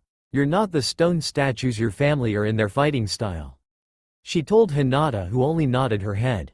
After that, Anko had shown the girl some other flexible taijutsu styles and Hinata began doing kites to them and working it into a new style of gentle fist she called Lion's Fist. Shikamaru on the other hand got his ass handed to him several times in taijutsu only matches, and Ibiki and Dragon pulled the boy aside and worked on several different styles for the lazy teen. After the week he had gotten better. But, like Hinata, he has low stamina and chakra. If he wanted to get better, they both had to work hard to catch up to their final teammate on her stamina. They all knew no one will ever match her in chakra. As well, during that week Xena and Ares took it upon themselves to get the other two working with weapons. It was good to have many skills. For once you're out of chakra, a kunai or shuriken could do so much. End of flashback. No justice. All three fell to the ground. Naxena was tried for once. But while she was running she was doing kites for her taijutsu, and that was a challenge of its own. Good to see that you three are doing better, said Ibiki. He walked in front of them like a drill sergeant, his hand behind his back as he looked at each of them. His dark eyes studied each one of his students. Beginning tomorrow we will begin taking on D-rank missions. But you will know them as chore mission for the lazy villagers. I understand doing these types of missions for fellow ninjas and elderly. But everyone has put I rest for them. You will be painting fences to houses and even childcare. Those childcare missions we will send to Anbu with you. For I do not have time for spoiled brats, and Anko will just feed them to her snakes, said Ibiki. I have tried twice. Why do you think I'm banned from that mission? Oh, and the Tora one as well, chirped Anko with a wicked grin. Like I was saying, you will also have to catch the Fire Lord's wife's cat from time to time. Just remember that cat will do everything in its power to get away from you. It made the mistake of clawing Anko's face when it was running away from Team Guy, said Ibiki as he smirked at the memory. After you finished your first 20D rank we will move on to AC rank missions. But you will have to prove yourself to me that you earned that mission. I will not hand you anything on a silver platter, he growled out. Dragon stepped forth. I have spoken to Ibiki and Anko. I see you three are fit to be part of Anbu. After we three see you ready, we will begin your training in Anbu tactics. That will work on your stealth, speed, accuracy with weapons and poisons, and finally you three will learning the art of Fuinjutsu. We only have one Fuinjutsu master left since the 4th Hokage and Kushina died. I hope that one of you three could become a master in it, said Dragon as he saw Naxena raise her hand. He nodded to her. I have been studying seals since I was 4 years old. Jiraiya and Gigi sent all my parents' scrolls with me, and Jiraiya sent all he found through the years. At this moment I am at the same level Jiraiya is, said Naxena as she got shocked look from everyone all around her. Brat, why didn't you say something soon? Asked Anko as she snapped out of her shock. Looking down and back up with a small smile she spoke. Well, no one ever asked me, she told them. Dragon turned to the other two. If she is as good as Lord Jiraiya I want her to begin training my sealing team. I hate to say it. They really do suck, said the Anbu commander. Ibiki smirked. We will have to ask her. Naxena, do you believe you could find time to teach my sealing team or retain them? Asked Dragon. She looked at him in shock. Shouldn't he have someone that is almost a master on his sealing team? She asked herself. Yes, I could. Even if I am busy training here, I could send several shadow clones to teach when I can't be there. She told him. Good. I will inform the Hokage-sama. You will also be paid for this. I do know I have several that wish to join the team, but the others don't want to teach them. Jiraiya-sama is rarely around, so it's hard to have him teach them, said Dragon as he went up in smoke. Troublesome. But I would like to learn as well, and by the looks of Hinata she would also want to learn, said Shikamaru as Hinata nodded her head. We could find out from any of the other that wish to learn and turn it into an evening class, and when I'm busy with mission and stuff I could send shadow clones, and with Shikamaru and Hinata on my team, I can show them whenever we are out of the village, said Naxena. I just hope I'm not taking on too much, she thought to herself. Hokage Tower main office. Dragon appeared in the aged leader's office. Lord Hokage, spoke Dragon. Looking up from his paperwork the elderly man smiles. Hello Dragon. What brings you here today? He asked with his grandfatherly smile. Sir, it has come to my attention that Naxena is master in Fuinjutsu and my sealing team is severely lacking in skill, said Dragon. I see. Well, we can see if young Naxena-chan would take the time to help them, said Sarutobi. She has already agreed on teaching them as well as doing it as a class for those who wish to learn or wish to add to their already known knowledge of Fuinjutsu, sir, said Dragon as he was smiling under his mask. For hidden in the office was 2 members of his sealing team. Very well. We can be in classes in 2 days. She will use one of the rooms at the academy. For I'm sure you don't want many ninjas running around Enbu HQ.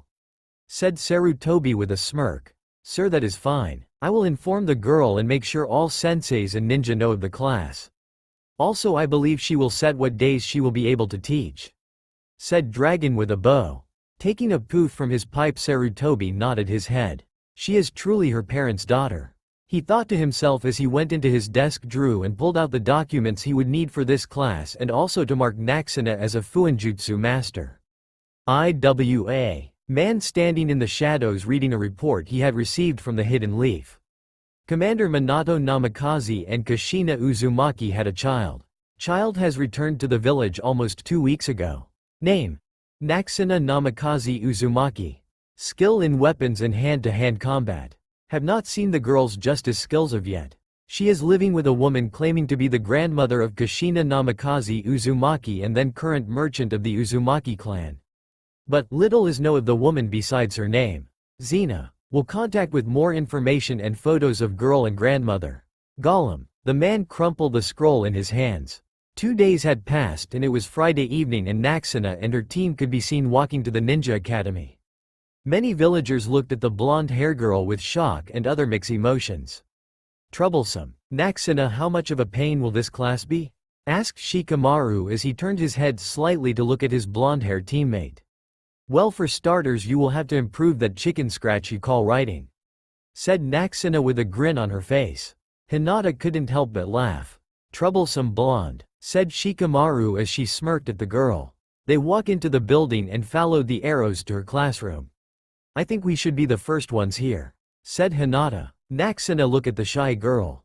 I hope so. I should have come a lot earlier but lazy here wouldn't move it. She said with a smirk of her own. Hinata just giggled. As they opened the classroom door, Lycaon came running to her blonde hair partner. The aged 2-headed wolf jumped onto the girl and began licking her face with both its heads.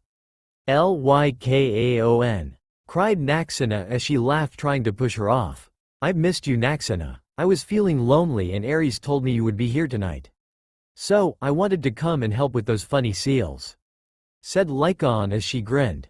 Both of Naxena's teammates had grown to love Lycaon as she was so sweet. But don't get the wolf wrong. She was fierce and overprotective of her sister. Well, you have been playing around in the forest of death and I haven't wanted to bother you. Said Naxena. Lycaon grinned. That place has a lot of huge kitties and bears to play with. Also found a huge wolf pack in there. But what surprised me was, they talk like us, she told Naxena. Naxena and the others raised their eyebrows at this information. Could there be summons running around in the forest of death? All three thought as on. They were pulled from their thoughts as people began filing into the classroom and they heard the voice of the other rookies. Naxena, my mom wants to talk to you about Lycaon, said Kiba as he walked up to the group. Why's that? Asked Naxena. Kiba scratched his left cheek. She wants to know breed she is. He told her. That's simple. Lycaon is a hellhound, said Naxena. Yup, my mama guards the gates of Hades, said Lycaon as everyone looked at her. Both her heads grinned. Everyone sat down as Ibiki walked up behind his students. I see you have a full house, he told Naxena as he looked over her class to the point of Shikamaru and Hinata having to sit next to Naxena up front. It appears so. I guess we'll start with the basics, said Naxena. She looked over the whole class as one. Before one can learn sealing, one must have neat penmanship. So for the next 2 weeks we will be working on your calligraphy. For one wrong brush strong and your seal can malfunction in blow up in your face or not work at all, said Naxena as everyone's eyes grew wide. They didn't think it would be that hard to learn. I know what you are thinking.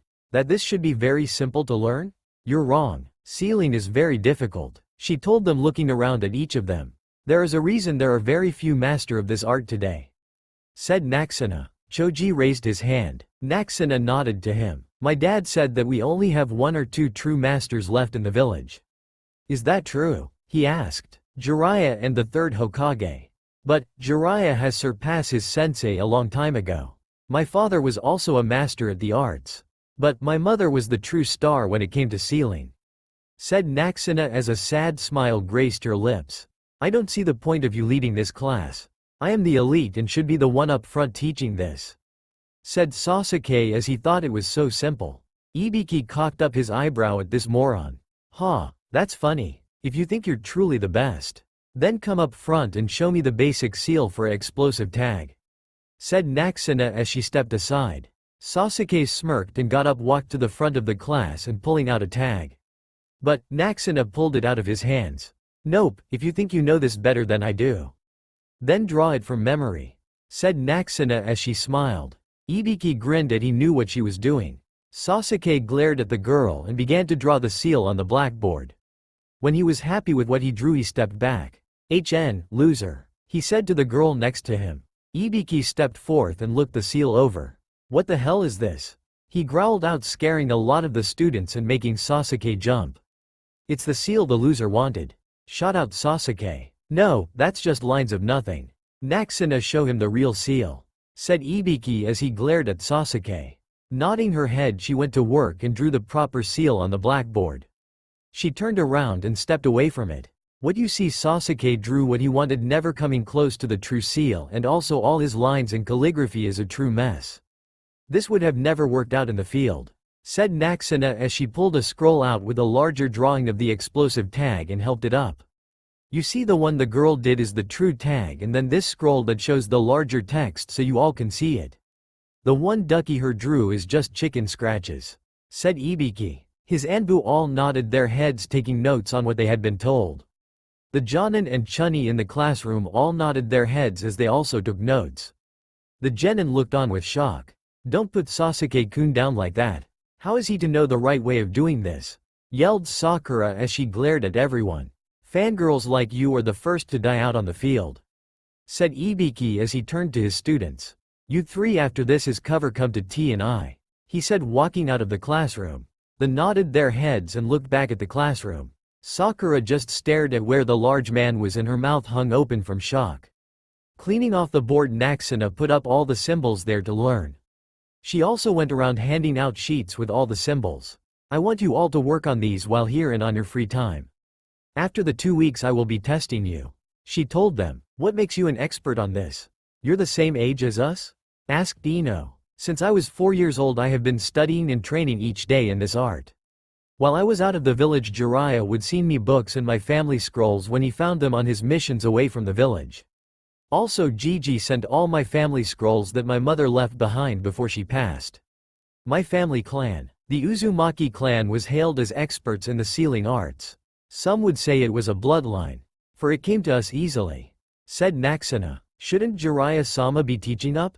asked a random Jonin. "He could, but he is needed out of the village and I am the only person alive or around that is at the same level he is on sealing. I have also made my own seals and changed several already known seals. I have a new design for the explosive tags that Gigi is having me work on, for they take even less chakra than the normal one," said Naxena. The room grew quiet as everyone looked at her. She took this time to go over the history of seal and also some of her clan history with the art. The 2 hours flew by. "Thank you all for coming and I hope to see you next time. Also, when I am out on missions I will have shadow clones here to teach you. If not, my grandmother will be here. She is pretty good with seals as well," said Naxena as she gathered her items along with her team and walked out of the classroom. "What the hell?" thought Sasuke as he watched the girl leave. "That bitch," thought Sakura. "This is going to be fun," thought Ino and Choji. "Wonder if we can get a puppy from Lycaon," thought Kiba. "Interesting," thought Shino as he gathered his items and left with his teammates. T&I. Ibiki sat in his office waiting for his students when Anko walked in. "So boss man, we on for poker tonight?" she asked with a grin. Before he could answer, his students walked in. "Poker, I'm in," said Naxena. Ibiki raised his eyebrow. "What makes you think I'll allow you to play?" he asked. Naxena pulled out her wallet and dropped it on the table. You could hear the coins and it was fat with cash.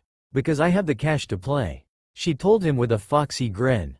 "Come on, let the brats play. They will learn the hard way," said Anko, grinning. "Fine, but don't cry to me when you lose," said Ibiki. "Troublesome? Sensei, what did you need to see us about?" asked Shikamaru as he yawned. "You three have been doing well with training and not blowing up the village that we will begin our C-rank missions in the morning," said Ibiki. "Anyo, do you believe we are ready for this?" asked Hinata. She was sure that her team could do it. But, she want to be sure. Ibiki looked at her and smirked. Elders still trying to break you? He asked her. She just nodded her head and slid a piece of paper to him. He took it and looked it over, grinning, and it turned to ash in his hands. He looked at her and nodded. The others in the room wondered what that was all about. So, you all done here? Asked Anko. I believe so. So, where the game going to be tonight? Asked Ibiki as he stood up. Anko grinned. At the Shadow Dragon Bar. She told him. He nodded and looked at his students. All three nodded their heads and followed them out. Lycon, could you go tell Ba-chan and Shika and Hinata's parents we are with our sensei still and will be back late? Asked Naxena as she looked at her partner. Sure, and I'll find you afterwards. Said Lycon as she ran off. Cute puppy. Said Anko as she looked at Naxena. But, will she tell them we are playing poker? She asked. Nope, for she knows we both will get in trouble for not letting Grandpa Aries play. Said Naxena as she grinned. Everyone looked at her. He could have come, said Anko. Naxena's eyes grew huge. Hell number. He is a sore loser when I play with him. She told them. They all nodded and made their way to the bar. Just as they got there, Lycon appeared. All parents said okay and Shikamaru, your mom said don't be lazy. She told them. Troublesome, grumbled Shikamaru as they walked in. In the bar was his father and his friend's drink. Shikaku looked at his son and sighed. Your mother send you? He asked. Nope, we're here for poker night, said Naxena as she smiled at the clan heads. All three men looked at the kids and then at Ibiki and Anko. I could help on an undercover mission, said Hinata as she gave them an angelic smile. Troublesome, said Shikaku as he pulled out some money and handed it his son. Shikamaru nodded his head and took it. With that they went to the back of the bar with a private room. We should go watch, see how good those kids are, said Choza. The other two looked at him and nodded their heads. With drinks in hand they followed after the group. Naxena looked around the room and spotted the fairly large poker table, and sitting at the table was Sarutobi, to his left was Aries, who was grinning like a madman at his granddaughter. Naxena just rolled her eyes. To the right of Sarutobi was her uncle Hercules, and he was busy trying not to look at his niece. For he knew this night was going to end bad with Aries and Naxena playing against each other. Grandpa, what are you doing here? Asked Naxena as she looked at Aries. Aries grinned even more. I was out for a walk and ran into Sarutobi here, and he told me about poker night and I thought it would be fun, and also I could get out of your grandmother hair for a while. He told her. Yeah, this was going to end bad. Fine, but the second you begin to acting like a sore loser, I will summon someone and you're going home, said Naxena as she gave him an angelic smile. The temperature in the room dropped several degrees and a few could have sworn they saw their breath. Ibiki on the other hand was smirking. I think I need to get these kids training in tea, and I very soon, he thought to himself. The Ino Shika Cho trio stood there wide-eyed. Never had they seen a genin display anything like that. Her killer intent was monsters and put anything they could ever do to shame. Secret location in Iwa. Commander, we have several pictures of the girl and her grandmother. Also 2 strange men that have been seen with them at any given time. Also are photos of the girl's genin team along with their senseis. The girl has been paired with the Nara clan's heir and Hyuga clan's heiress. The senseis that have been seen at this time are Ibiki head of T and I, Anko right hand of Ibiki, and Anbu commander dragon. That is all I have been able to gather. Gollum. Interesting, thought the figure. Private poker game. Sume came walking into the back room followed by Kakashi, Itachi, Kurenai, Asuma, and finally Hiyashi. The Hyuga clan leader looked at his daughter with shock. Hinata, what are you doing here? He asked his daughter. Hinata looked at her father and grinned. It is team training, for we never know if we will have to go undercover in a gambling den, she told him. Hiyashi thought it over for a few seconds before nodding his head. Also, it does come in handy with clan negations, he told her with a wink. With Xena. Xena went around the house picking up things and looking over several sealing books. She had been building her own book with new and different seals she believed would change the world. Just then there was a knock at the door. Are you sure someone is here, Jiraiya? Asked Tsunade as she looked nervous about meeting her family for the first time. Xena heard a woman's voice and heard her say Jiraiya.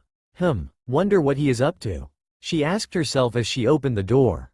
Jiraiya, it's been a while, said Xena as she smiled at the man and she looked at the woman before her. Hello, she told her. Tsunade looked at the goddess before her in shock. Yo, you're my great-grandmother?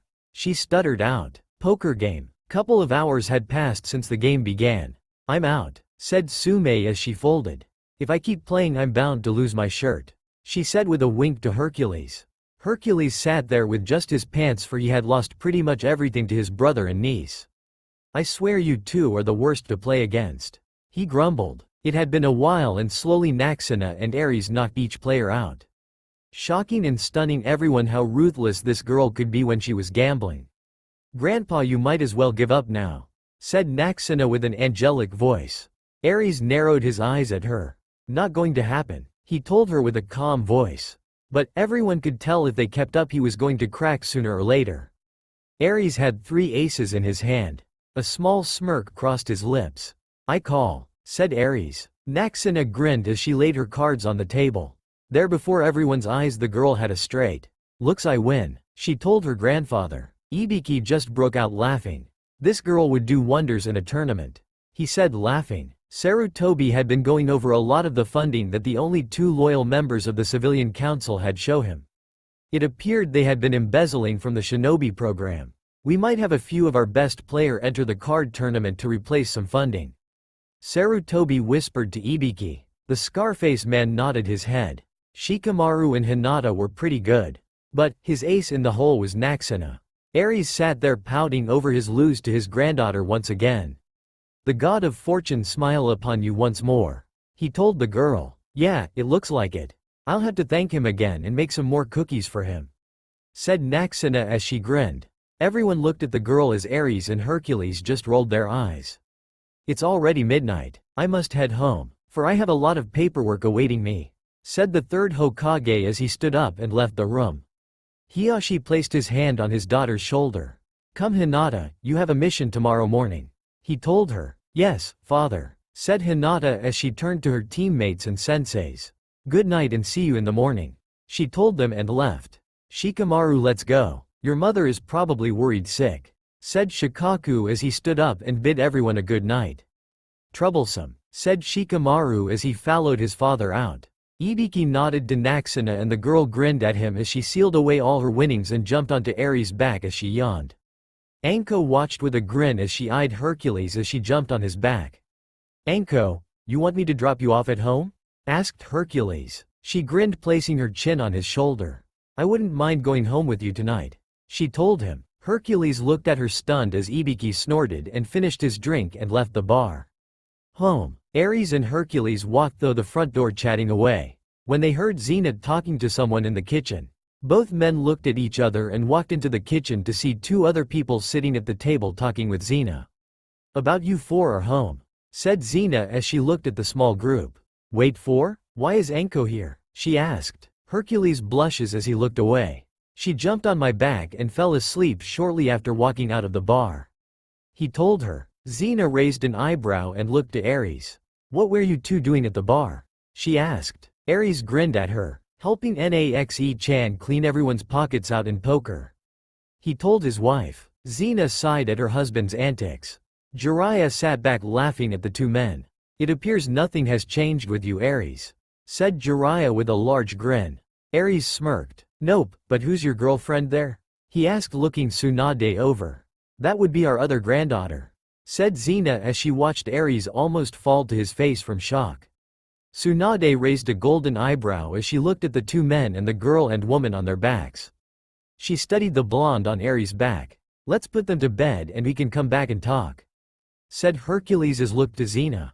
She nodded her head. Both men took the pair to Naxena's room and laid them down and covered them up. Closing the door, they both returned to the others. So, she is Mito's granddaughter? Asked Ares as he walked around Tsunade looking her over. I can feel our blood in her veins. Also can tell she awoke some of it, he thought as he looked over to Xena. Said woman just nodded her head to him. The girl, she is Kushina's and Minato's daughter? Asked Tsunade as she held a photo in her hands. Yes, she is. The last of the Uzumaki clan. As you are the last of the Senju clan, said Ares. Both clans were warriors in their time, he told her as he looked over to his wife. Tsunade just sat there taking everything in. She had more family. Would if I would meet the other, she thought. The group talked until the very next morning about everything, and Tsunade learned about the family she never knew nothing about. Naxena slowly woke up with the dawn's early light. But there was something not right. There was something heavy on her and she didn't know what it was. There was a moan and a grumbled as the thing on her slowly moved. "Stop moving and let me sleep," said the voice as Naxena tried to put a face to the voice she just heard.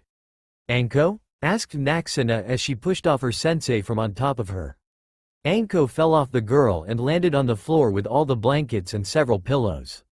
"Hey, what the hell?" yelled Anko as she slowly pulled herself off the floor. Rolling her eyes, she sat up and slowly stood up off the bed. "Hey, don't yell at me. You're the one that was in my bed and sleeping on top of me. So that is what you get," said Naxena as she walked to her bedroom door. "Better hurry, for Uncle Hercules will eat all the food and leave us nothing to eat," she said as she walked out of her room. Anko was hot on her heels as she ran out of the bedroom and down the stairs to the kitchen, where they found Xena cooking and 4 people sitting at the kitchen table drinking coffee and tea.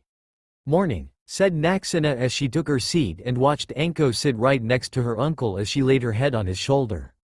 "Morning, Anko," said Hercules as he blushed as everyone snickered at the two.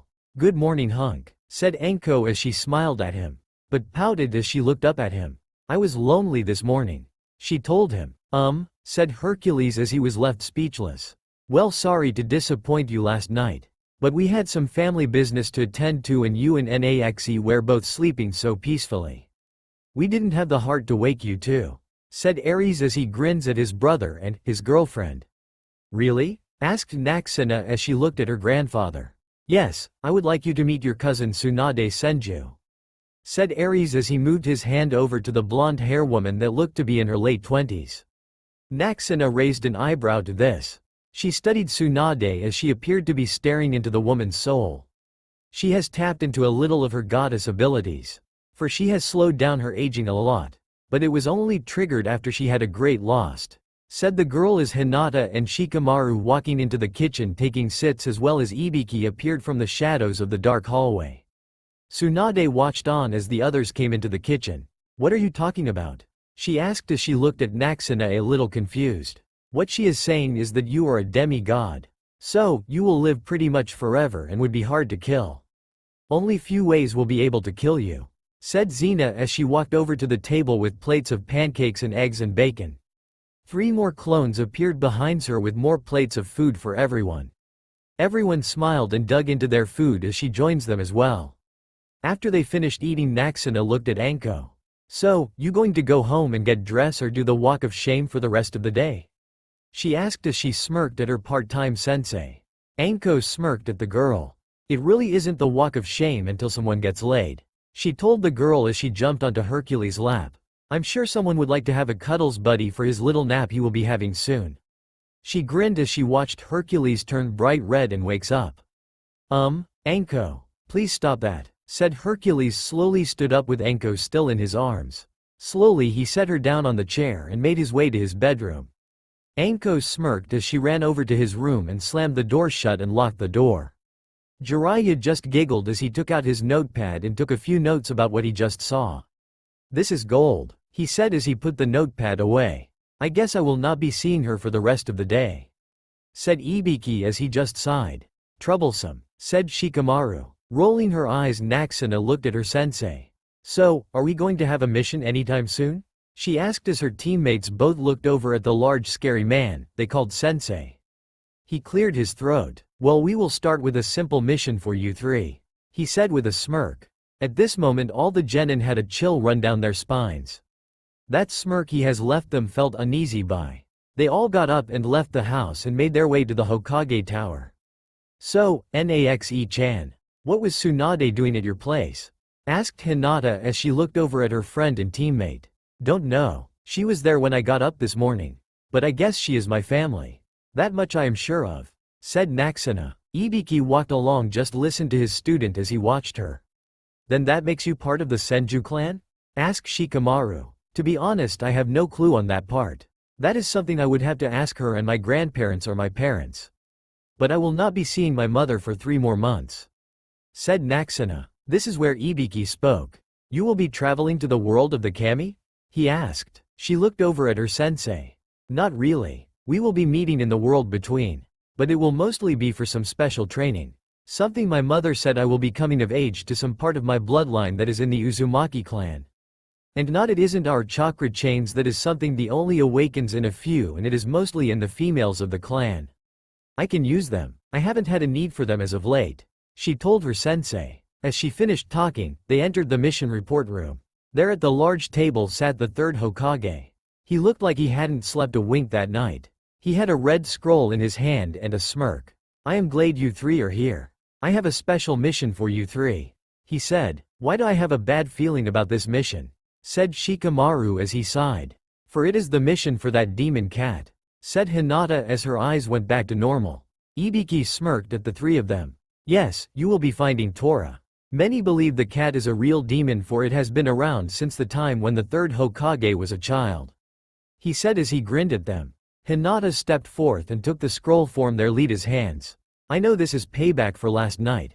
But I will tell you. It wouldn't have been that bad if you hadn't brought my grandfather and uncle with you. For we three have the luck of the devil as we've been told before. Said Naxena as she grinned at the man. Lycaon growled as she faced off against Tora. The Fire Damiano's wife's cat was truly a demon and Lycaon was going to drag that cat back to the deepest pits of hell. That is no normal cat. She is a demon, growled out Lycaon as Naxena summoned her chakra chains. Shikamaru was in his new fighting stance as he was ready to attack the cat when Tora slammed her tail onto the floor and a ring of fire surrounds her. The cat smirked at him as she jumped and backflipped into the air to attack him. Hinata jumped up and struck Tora in the belly, closing a chakra port. With this it knocked Tora off target as Naxena's chains wrapped around the cat. The cat turned her eyes on the girl. Damn you Uzumaki woman and your accursed chakra chains. Growled out the cat. Ibiki jumped off the tree branch that he stood upon as he watched his students go up against the legendary demon cat of the Fire Lord's wife. So, Tora, are you a demon or a summons that is bound to the wives of all Fire Lords? He asked that cat. Tora looked up at the man. Her eyes cold as ice. I am a summons that is bound to his family and have been made the pet of all wives. It is a punishment I must endure till the boss summons allows me my freedom. She growled out. Naxena pulled Tora closer to her. I'm sorry Tora for the punishment you have to endure. But if you told her that she is hurting you, she might change, she told the angry cat. Hinata and Shikamaru walked over to Naxena as Ibiki held open a cat carrier as Naxena placed her into it. Thank you. I'm sorry Tora, she told Ibiki and Tora. Well done you three. You now have the quickest time at catching Tora, said Ibiki as they walked back to the Hokage Tower. What was the last quickest time and who held it? Asked Hinata, who was finally getting over her shyness. Ibiki looked down at the girl. 1 hour and it was held by Kushina Uzumaki and her team. Your team was able to catch her in 30 minutes. He told them. Wow, no wonder she didn't like my chakra chains, said Naxena as she looked down at the cat carrier. After 10 minutes of walking towards the Hokage Tower and chatting, Anko appeared before the group frowning. So how was the mission? She asked them. It went well, said Shikamaru, as he walked past Anko and opened the door for Naxena and Hinata. Both Ibiki and Anko smirked at the boy. They knew he was falling for Naxena. He just rolled his eyes at his two senseis. They went down the hallway leading to the missions room where they had found teams 7 and 8 standing before the Hokage awaiting their missions. Ah, Team 10 back already? Did you not catch Tora? Mocked third as he smiled at them.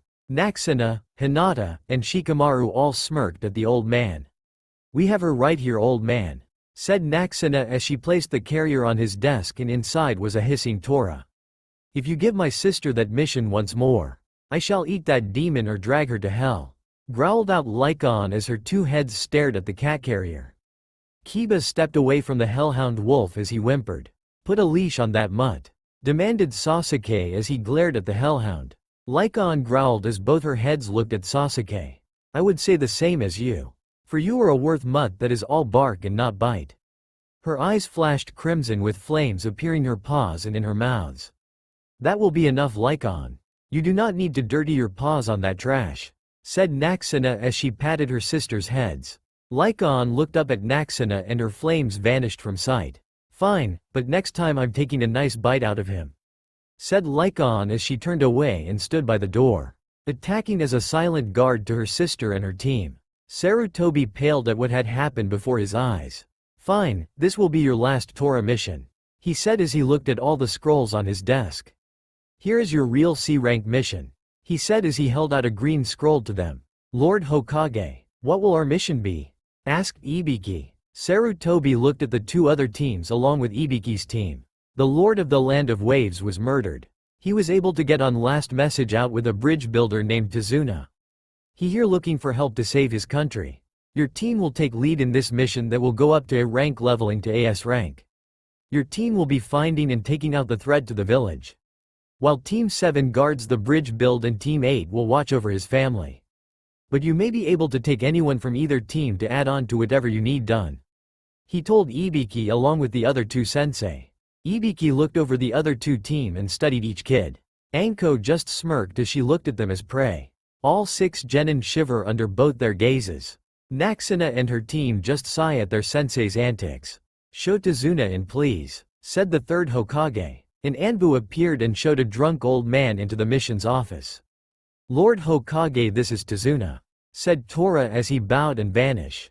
Tazuna looked at Ibiki and the students that stood alongside him and the half-dressed woman that wrapped her arms around the tall blonde girl. Then he looked over at the other two Jonin senseis and their students. "Only one of these teams looks like they are able to take care of me. Are the other two just coming along to be babysat?" he asked the third. "They need more training," said Lycon as she was smelling the man. "You stink of sake," she told him with a huff. Tazuna half screamed and pissed himself as he blackout. Everyone's sweats dropped as they looked at the wolf hellhound. "Really? You had to go and scare the man half to death?" asked Naxena as she was next to the man looking him over. She put a green charka-covered hand over the man and ran it over him. She sighed in relief. "He is still alive, just blacked out," she told everyone. "Neko and Tora take him to the hospital," said the third as he turns his gaze over at the 3 teams. "You all well be ready to move when he awakes," he ordered. All 3 teams nodded their heads and left the office and tower. Outside the tower stood Xena and Tsunade. "Hey," said Xena as she saw her granddaughter and her team. Naxena ran up to both women and hugged Xena. "Grandma," said Naxena as she smiled. "We have our first out-of-village mission," she told both women. Xena smiled down at her. "Well, it is a good thing I jerked some meat for traveling. Enough for everyone here and then some. This will help you all on not needed to stop for eating. As well, I have been drying fruit for you as well. Also, some fresh fruit sealed in several scrolls," she told them. The rest of Team 10 came up and joined them. "Thank you Lady Xena for thinking of us all," said Ibiki. Xena smiled at him. "It was no trouble. I knew this day was coming and it is easier to travel this way. For that is one of the ways I would travel so long ago. Also, before I forget, Hephaestus has sent the new weapons he has made for your teammates and senseis. He also put seals on them from the weapons to return to their owner. All they have to do is place the seal on their hands or on their pouches and the weapons will return to it," said Xena as she held up 5 scrolls with names on them. "Also, there is a new armor mess he has been working on that he believes that would work better than what you all have been using. If the trail test goes well, he will send the rest to stock the village shinobi with." "Wow, thank you Grandma. I will have to make him some more sweet cakes and sweet wine and visit him soon," said Naxena as she smiles taking the scrolls and handing them out to the respected person. "I have just sent him some sweet wine, and some wild pig that Lycon caught last night," said Xena. "We are honored by these weapons from Lord Hephaestus," said Hinata as she bowed to Xena. Shikamaru also followed suit. "I would like to give him a gift as well for these gifts he has given us," said with a bow. Just then golden light appeared next to Xena. There next to the warrior goddess was the goddess of love Aphrodite. "Hey kiddo, how's it been hanging?" said Aphrodite as she held a surfboard in her left arm. "Came to see if you like to catch a few waves." "Auntie Aphrodite, I'm sorry I am not able to. I have a mission to a place that is very ironic at this moment. We are heading to the land of waves," said Naxena. Aphrodite pouted as she heard her niece tell her no. "Ah, I was looking for someone to hang out with and have some fun." All the men and even some women stopped in their tracks to look at the goddess of love. "Aphrodite, you are more than welcome to meet your other niece," said Xena as she got Aphrodite's attention. She turns to look at Xena and the blonde hair woman next to her. We have another one still alive? Asked Aphrodite as she looked Tsunade over and she smirked. Yup, she is ours. She has awakened her goddess blood. Might give me a little run for my money. But just a little, she said as she winked at the other blonde. Does everyone in my family always flirt with everyone? Cried Naxena as she sighed, hanging her head low. Pretty much, said Aphrodite as she smirked. Anyways, I am the goddess of love and I love to flirt. She told everyone. Also, my husband loved the sweet wine you made him. She told Xena. I'm glad to hear that, said Xena as she smiled softly. Ibiki cleared his throat. I'm sorry to interrupt, but we have to get ready for our mission and we will be meeting at the south gates in 30 minutes. He told everyone. Xena nodded her head. I'll go back to the house with Naxena and help her pack and get the supplies I told you about sealed away for everyone. She turns to leave with Tsunade, Aphrodite as she hooked her arm and Naxena trailing behind them with Lycaon. Ibiki looked at the other Jonin as they nodded and told their students to get ready and meet at the south gates in 30 minutes. 30 minutes have passed and there at the gate stood Ibiki, Tazuna, Kakashi, and Kurenai along with their students. But Naxena as she came running with Lycaon on her heels. Sorry I am late, said Naxena bowed to her sensei as Anko appeared behind her. It was my fault. She was trying to pull me away from her uncle, said Anko with a sheepish grin. Ibiki just rolled his eyes. Let's good, he ordered as Team 10 got into diamond formation with Tazuna in the center and Lycaon running head to scout out for them. The other genin looked on in shock at their former classmates. They worked more like a well-oiled Anbu team than just wet behind the ears genin. That was noted by both Kakashi and Kurenai as they would need to work more harder with their teams to get them working as well as Team Ibiki. The others fanned out in twos behind Team 10 as Kakashi fell back and took the rear as Ibiki took lead with Kurenai on the left of Shikamaru and Anko was the left of Naxena. Since he has left his last project, Tazuna felt safe. Something about Team Ibiki made him feel like he was in hands of true warriors. True ninjas, as he felt that some of the others were just playing at ninja. They had traveled for several hours when Lycaon ran back to the group and went straight to Ibiki. There are two ninjas ahead hiding in a genjutsu. They smell of blood and water and something strange. She told Ibiki. Good, thank you, said Ibiki as he stopped walking and his team stopped as well. The others stopped before they could say anything. Ibiki spoke. Naxena, Shikamaru, and Hinata. Get ready to attack. Naxena, I want you to make shadow clones of everyone and mix into the ranks. For this is your first test and capture, ordered Ibiki. Naxena got to work and made shadow clones of everyone and got back into formation as Anko took over command. Alright everyone, move into the forest and stay in the shadows and watch what a well-trained team can do, said Anko as she smirked at her two friends. Several minutes walking, they came across the two water puddles on both sides of the road. As they pasted, two men appeared from the water and ran with razor blade chains attached to their gauntlets and tried to wrap Kakashi up in it. But the silver hairman went up in smoke. The others did the same but for the three genin and jonin. Naxena went to work and threw her sword at the center of the chain and pinned both men as Hinata and Shikamaru behind both men and hit both men in the basic of their neck with a poison senbon and quickly tied them up. Ibiki walked up to the two men. The poison my students used on you will freeze your body and only allow to breath and talk, he told the two men. Now tell me, who hired you both? Asked Ibiki. Both men glared at the scare-faced man. We do not have to tell you anything, said both men. Lycaon walked up to the two men grinning, licking her chops. They look good enough to eat, she said as both men paled. They had never seen anything like this wolf before in their sad and short lives. Gato. He hired our boss, said one of the demon brothers. Yeah, we are just following Zabuza's orders. We are only doing it to help the rebellion fighting to save our home, said the other brother. Ibiki smirked at Lycaon. I need to take her to work with me sometime, thought Ibiki as he turned to his team. Now, what should we do with them? He asked. They are missing ninjas and we could just send them back to the village for the bounty on their heads, said Hinata. That would work, but they do not have that high of a bounty as Zabuza and would only get us enough money like a standard C-rank mission, said Shikamaru. Why not recruit them? With them becoming part of the village they will bring in more money that way as well. We get two new allies and in this world, allies are more valuable, said Naxena. Ibiki looked at each of his students and waited out their suggestions. Naxena, use one of your summonses to drop them off for Commander Dragon and Hokage-sama to deal with them. He told her as she flows through the hand signs to summon. Summoning jutsu foxes, yelled Naxena as a large black fox the size of a horse appeared. Hey Naxe, got some work for me? Asked Mystic. Hey Mystic, could you take these two to the Hokage and Commander Dragon and along with this note? Asked Naxena as she handed the note to the large fox summons. Mystic looked at the two bound men. Sure, I'll drop them off, but if they fight me, I can't make any promises, he said as he flashed his teeth at the two men. Said men both passed out from fear.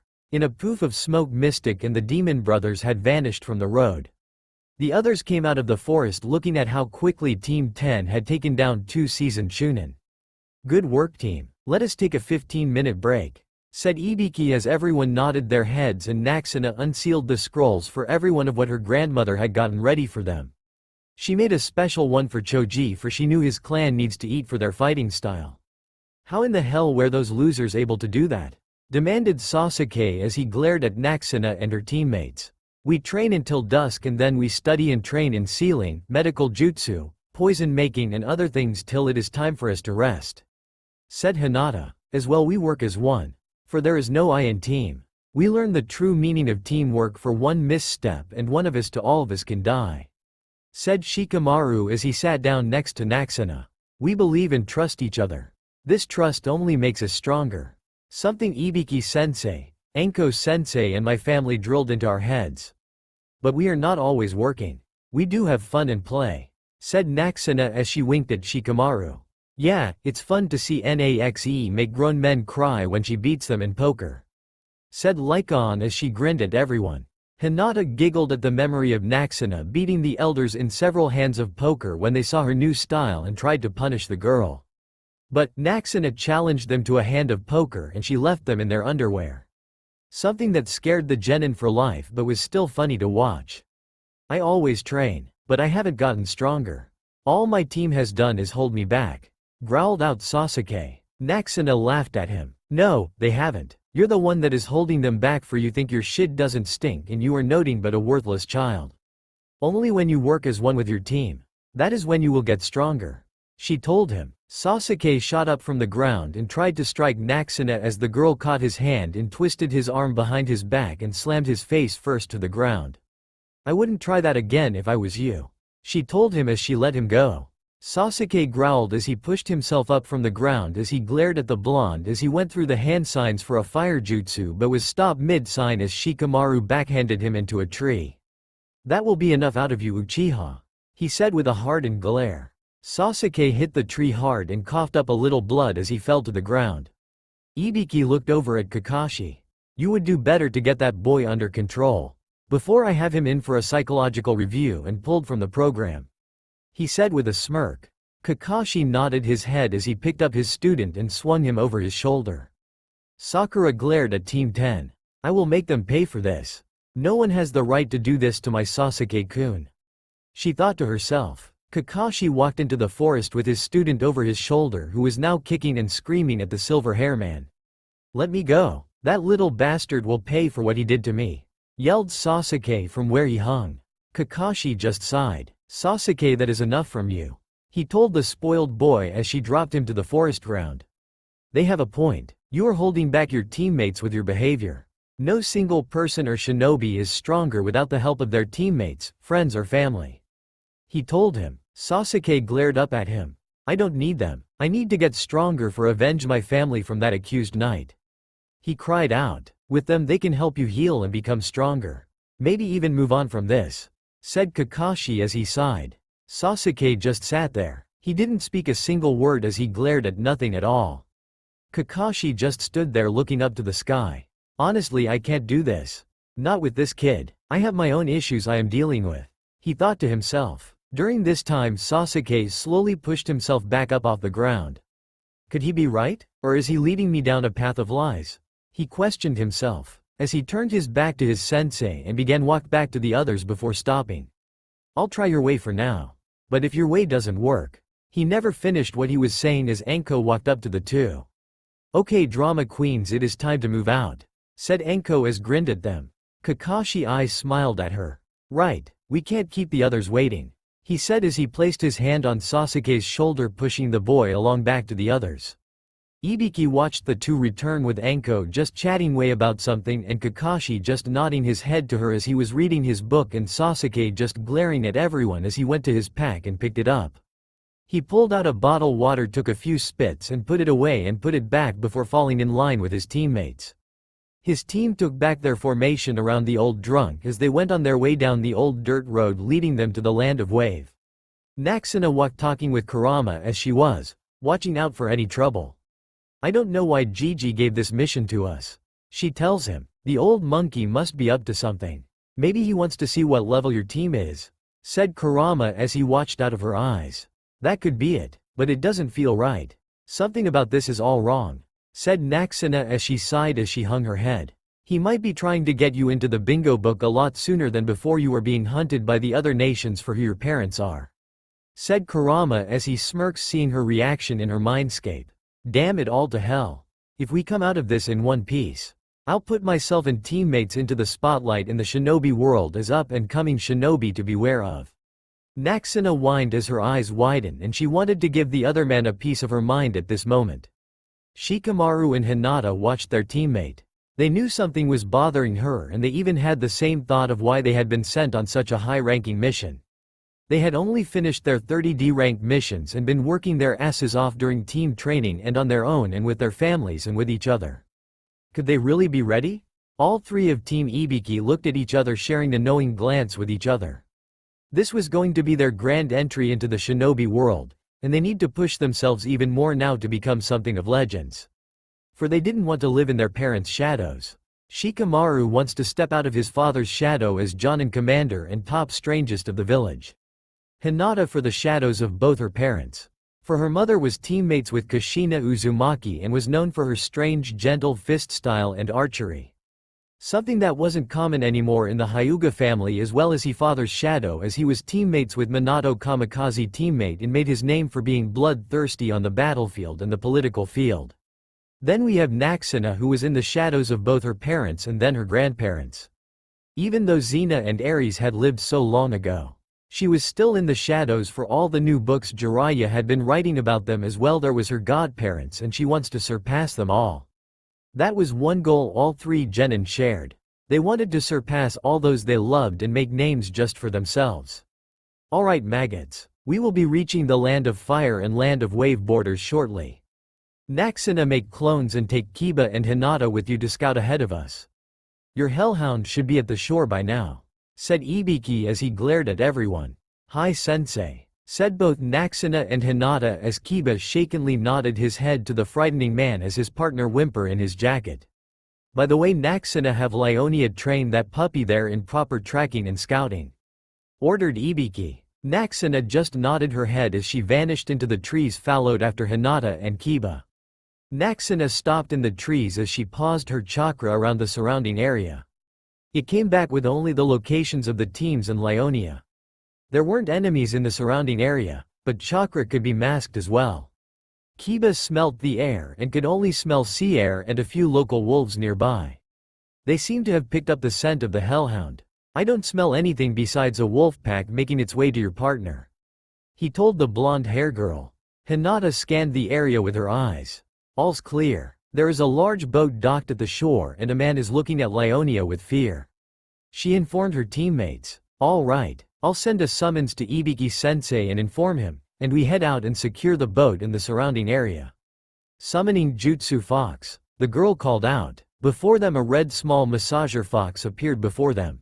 Hey Blaze, could you inform Ibiki-sensei that the area is clear and there is a boat docked awaiting us?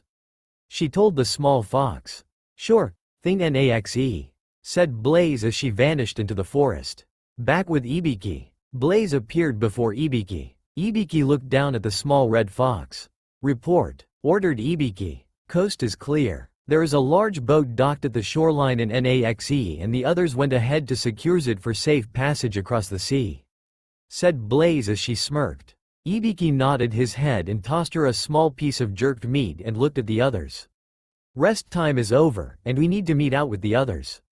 He ordered everyone. Shikamaru took the left of Tazuna and Choji to the right, and Ino took lead and Sasuke took the rear. Ibiki grinned. Good, they are learning, he thought to himself. The small group moved with caution of their surrounding and made sure to keep their hands near a weapon or ready to form any jutsus they were able to make within a second's notice. They came over a small hill, and there in a clearing stood Naxena, standing with her arms crossed, looking at a golden blonde hair woman with a large board under her arm.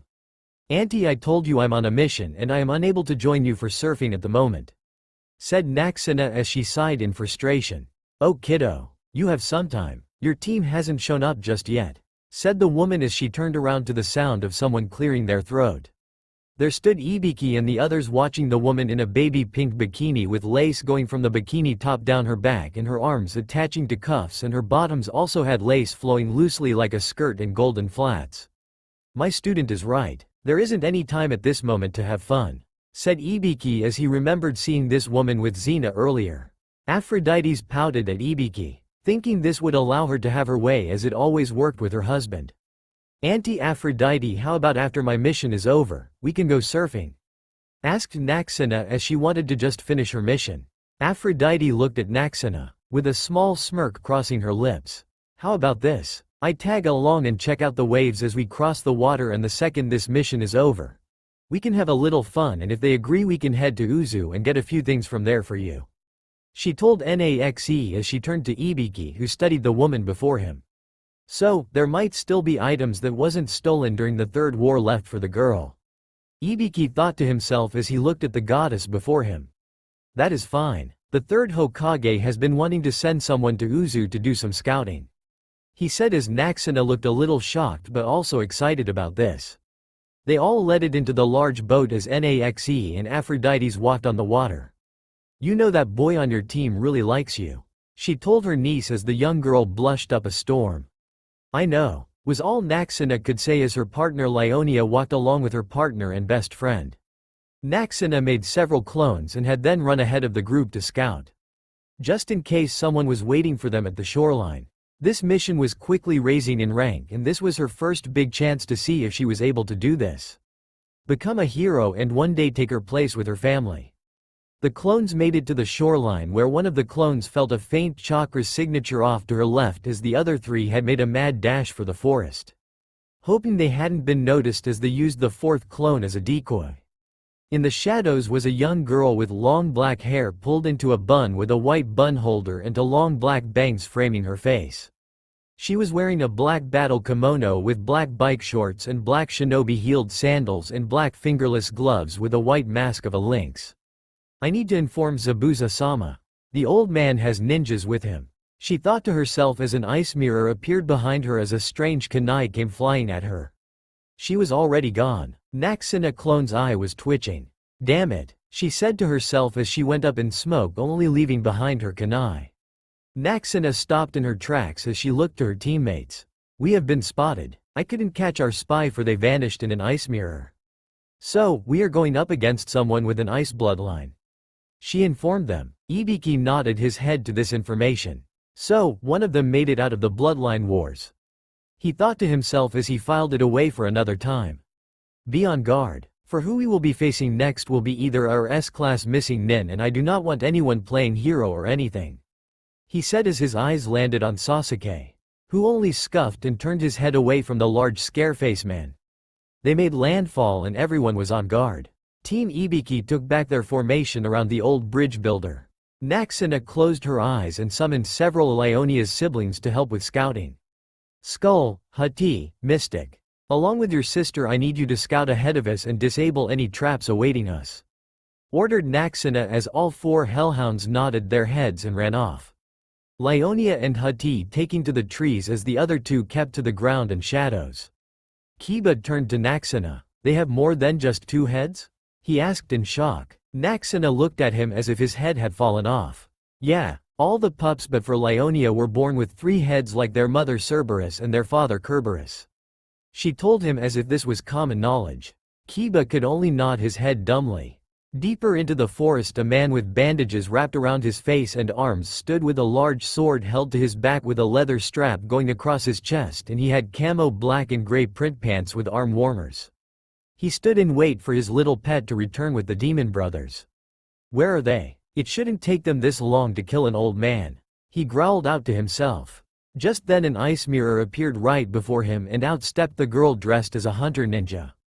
"Report Haku," ordered the bandage face man. Bowed before him, she removes her mask, looking up at her master. "Zabuza-sama, we have trouble," she told him as the now named Zabuza raised a hairless eyebrow. "Spit it out," ordered Zabuza. "The bridge build has 3 genin teams with him. But there is one team that I worry about, for they have a 2-headed wolf thing, and the girl that appears to be the leader of the group is able to make solid clones. As well, it appears that Ibiki and Anko are with them," said Haku as she was feeling nervous. They had just got a new bingo book about 3 months back, and it had all the adults in the book that were with the genin. "Ibiki and Anko?" questioned Zabuza as he seemed to be lost in thought. "It has been 8 years since I have faced off against either of them, but I was sure I left both of them for dead." He mused to himself. "What of the other sensei?" he asked. "They are Kakashi Hitaki and Kurenai Yuhi," said Haku. "I believe that Anko and Ibiki have a shared team, for how they called them both sensei, and as well there is a mystery woman with them dressed in a pink bikini and pink lace. She keeps talking to the blonde girl that worries me," she told him. "It doesn't matter. It could be another just tagging along to this land. Our mission is to kill the bridge builder and send that money to the rebel forces," said Zabuza as he was growing annoyed now. "I don't believe you will be finishing your job," came a growled voice from the shadows. "She is right," came another one. Haku slipped her mask back on as Zabuza looked to his right as Haku was looking to her left. "It will be much easier if you just gave up and came with use without trouble," came a voice from below them as they stood on a branch. "Haha, who's there?" said Zabuza as he was finding his attackers funny. "I wouldn't laugh," came the last voice from behind them. Just then all 4 hellhounds stepped out of the shadows, all of them with their many heads glaring at the two. "What the fuck are those things?" asked Zabuza as he looked over at the frightened Haku. She looks over at him. "The weird wolf thing I was telling about, but 3 of them have 3 heads," she told him as she didn't know what to do.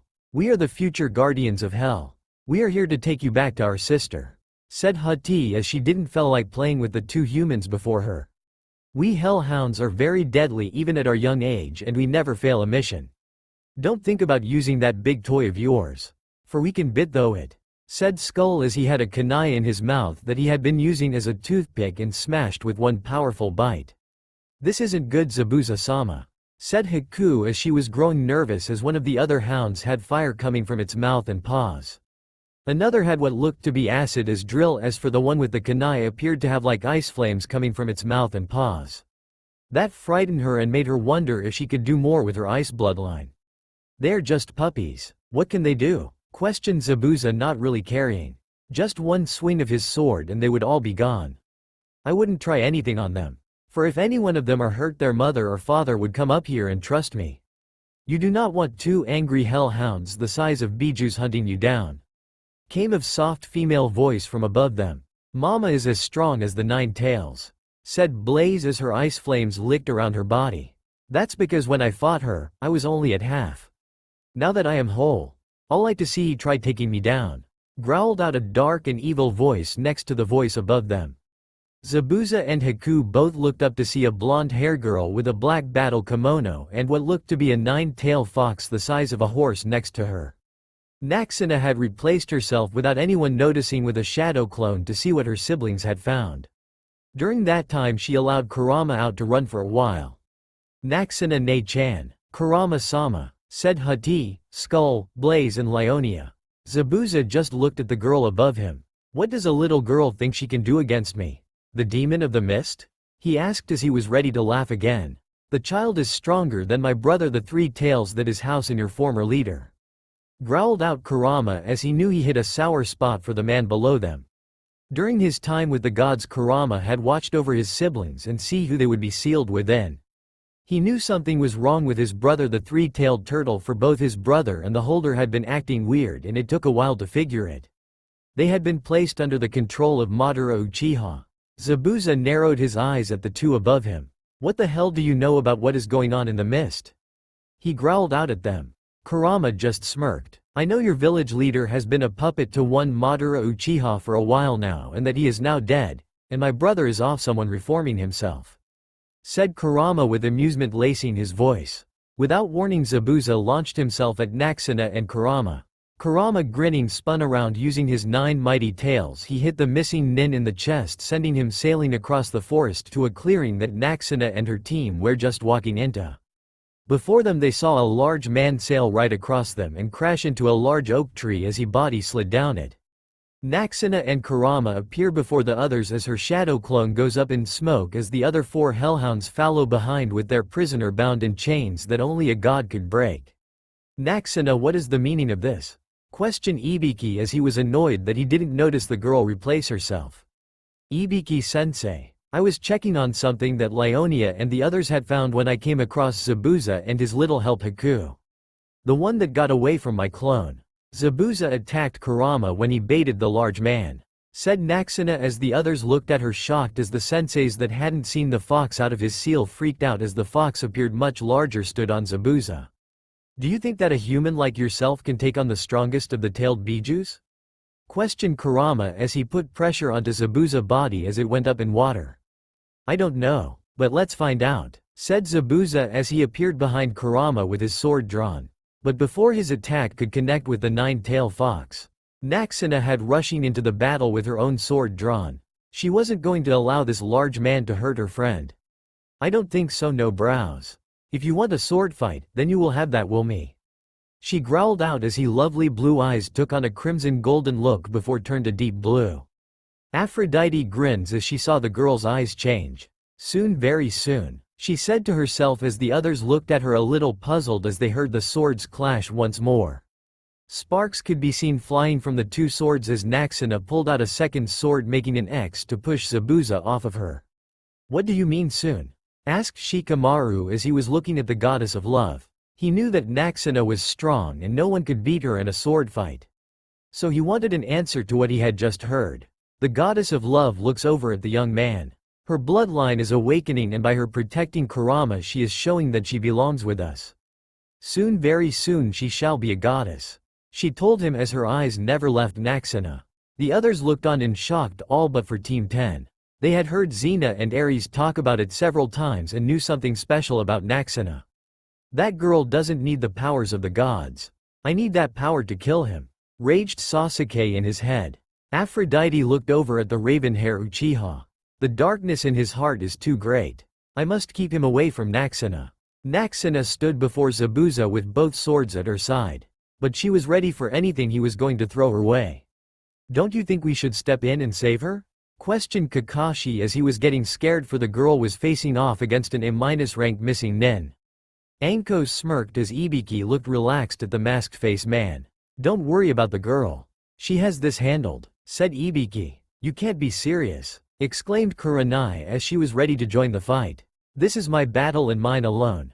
I will lose my honor if you enter my fight, said Naruto as she looked over at Kurenai as the Genjutsu mistress took a step back as she could see the power the girl held in her eyes. Zabuza took this as his chance to strike the girl down. He rushed her with his sword in a forward swing. As he swung his sword at her she vanished in golden light as thunder could be heard and she appeared behind him with both her sword coming down for the kill. Thinking quickly, Zabuza spun around with his massive sword blocking the 2 swords coming down on him.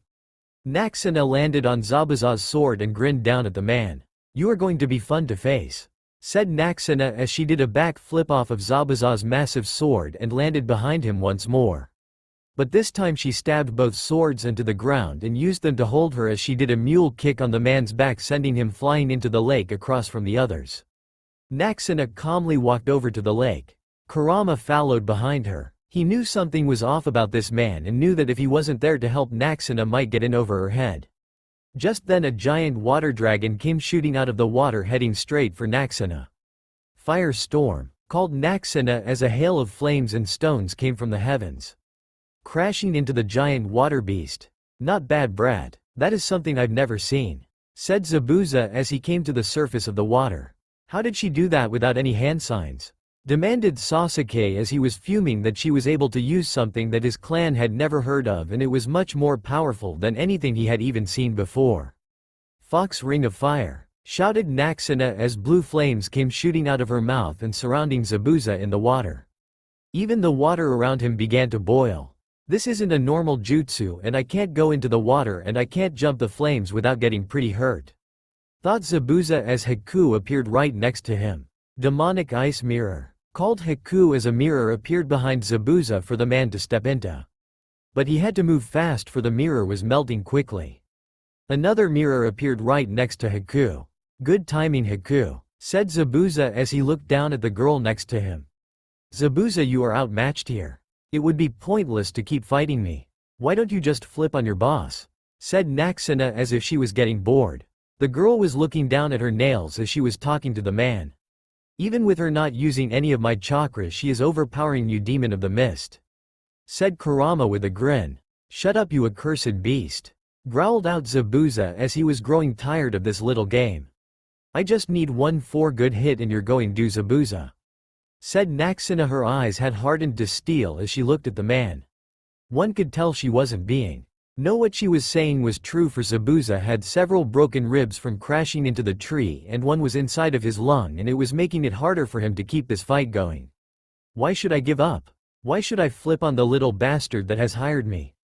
Questioned Zabuza. Kurama smirked. For a better life. A longer life. For this, keep going, you're going to die, demon of the mist. Your right lung is taking in too much blood and I don't think the girl next to you is that still of a medic. Said the strongest of all the bijus. Haku looked up worried at her master. Zabuza-sama, she whispered. You don't have to answer us now. Take your time and come back in a week. That should give you time to heal and get a medic to look at you. Said Kurama as this shocked everyone but for Team 10 and their senseis. What is your game here, Fox? Thought Ibiki to himself. With that said, both Zabuza and Haku vanish as the others look at Naxena as she puts her swords away and walks back to everyone else. What the hell was that? Demands Sakura as she was glaring at the demigod before her. That is called recruiting the strong. Said Kurama as he wanted to just kill the pink banshee before him. Let us get to the old man's house so I can rest up and we can make our plan of attack. Said Naxena as she was a little tried but nothing anywhere near sparing with her grandfather and uncle. You heard her. Let's move on out. Called Ibiki as he was proud of the girl for facing the nuke nin on her own. But also worried that she might face someone soon that is on a whole different level than Zabuza. Zabuza and Haku had returned to their hideout as to heal and bandage him up. Off in the corner they hadn't seen the blonde hair woman that had been traveling with the brat that had beaten Zabuza. Do you not plan on joining my niece? Came a soft melody of a female voice from the shadows. Haku pulled out her weapons ready to fight as Zabuza just glared into the shadows, not giving a damn. Give me a good reason to join that brat? He growled out. The woman steps out of the shadows smirking at him. Because she will become something great in the future, and don't you want to be part of history and not just a footnote? She asked him. What do you know? Questioned Zabuza as he was growing tired of her game. I know, as the goddess of love you have lost the one woman you have ever truly loved to those bastards during the beginning of the bloodline purge. Said Aphrodite as she looks over at Haku. That is the main reason you adopted that girl. She reminds you of your late lover and as such you have taken her as your child to raise in her memory. How is it not that you had scrolls on the girl's bloodline when she knew nothing about it? She questioned as Zabuza looked away from Haku, who was looking at him with surprise written all over her pale face. I also know, as the sister of the god of war, Ares could always use a champagne in this world of shinobi. For it has been a very long time since he last had one, and well, one could say he married her. Said Aphrodite with a smirk on her face. What's the catch? Asked Zabuza as he knew this wouldn't come to him all free and he knew he would have to pay some type of price for all that she is offering him. She smirks at him. Nothing much. Just meet with my grumpy brothers and go from there. For what my niece offered you is still on the table. She told him as she snapped her fingers as a shirtless Ares and Hercules appeared before her. She arched an eyebrow at this. Did I interrupt you too? She asked as Ares narrowed his eyes at her. Yes, I was going to have a nice bath with my wife. Growled out Ares as he knew he was going to be in for it now with Xena. Hercules just laughs. I was just going to get changed to go and spar with my guy.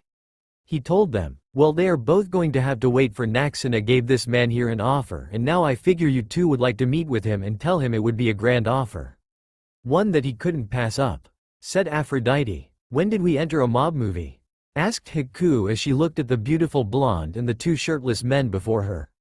"Get some clothing on. You are half naked in front of my daughter," growled out Zabuza as it pained him to lift his massive sword. Ares raised a raven eyebrow to this. "We are just dressed as you are. As well, my sister had interrupted us while we were busy to come and meet with you," he said in his dark silky voice. Haku was drawn to his voice but knew it was a trap and pulled herself together.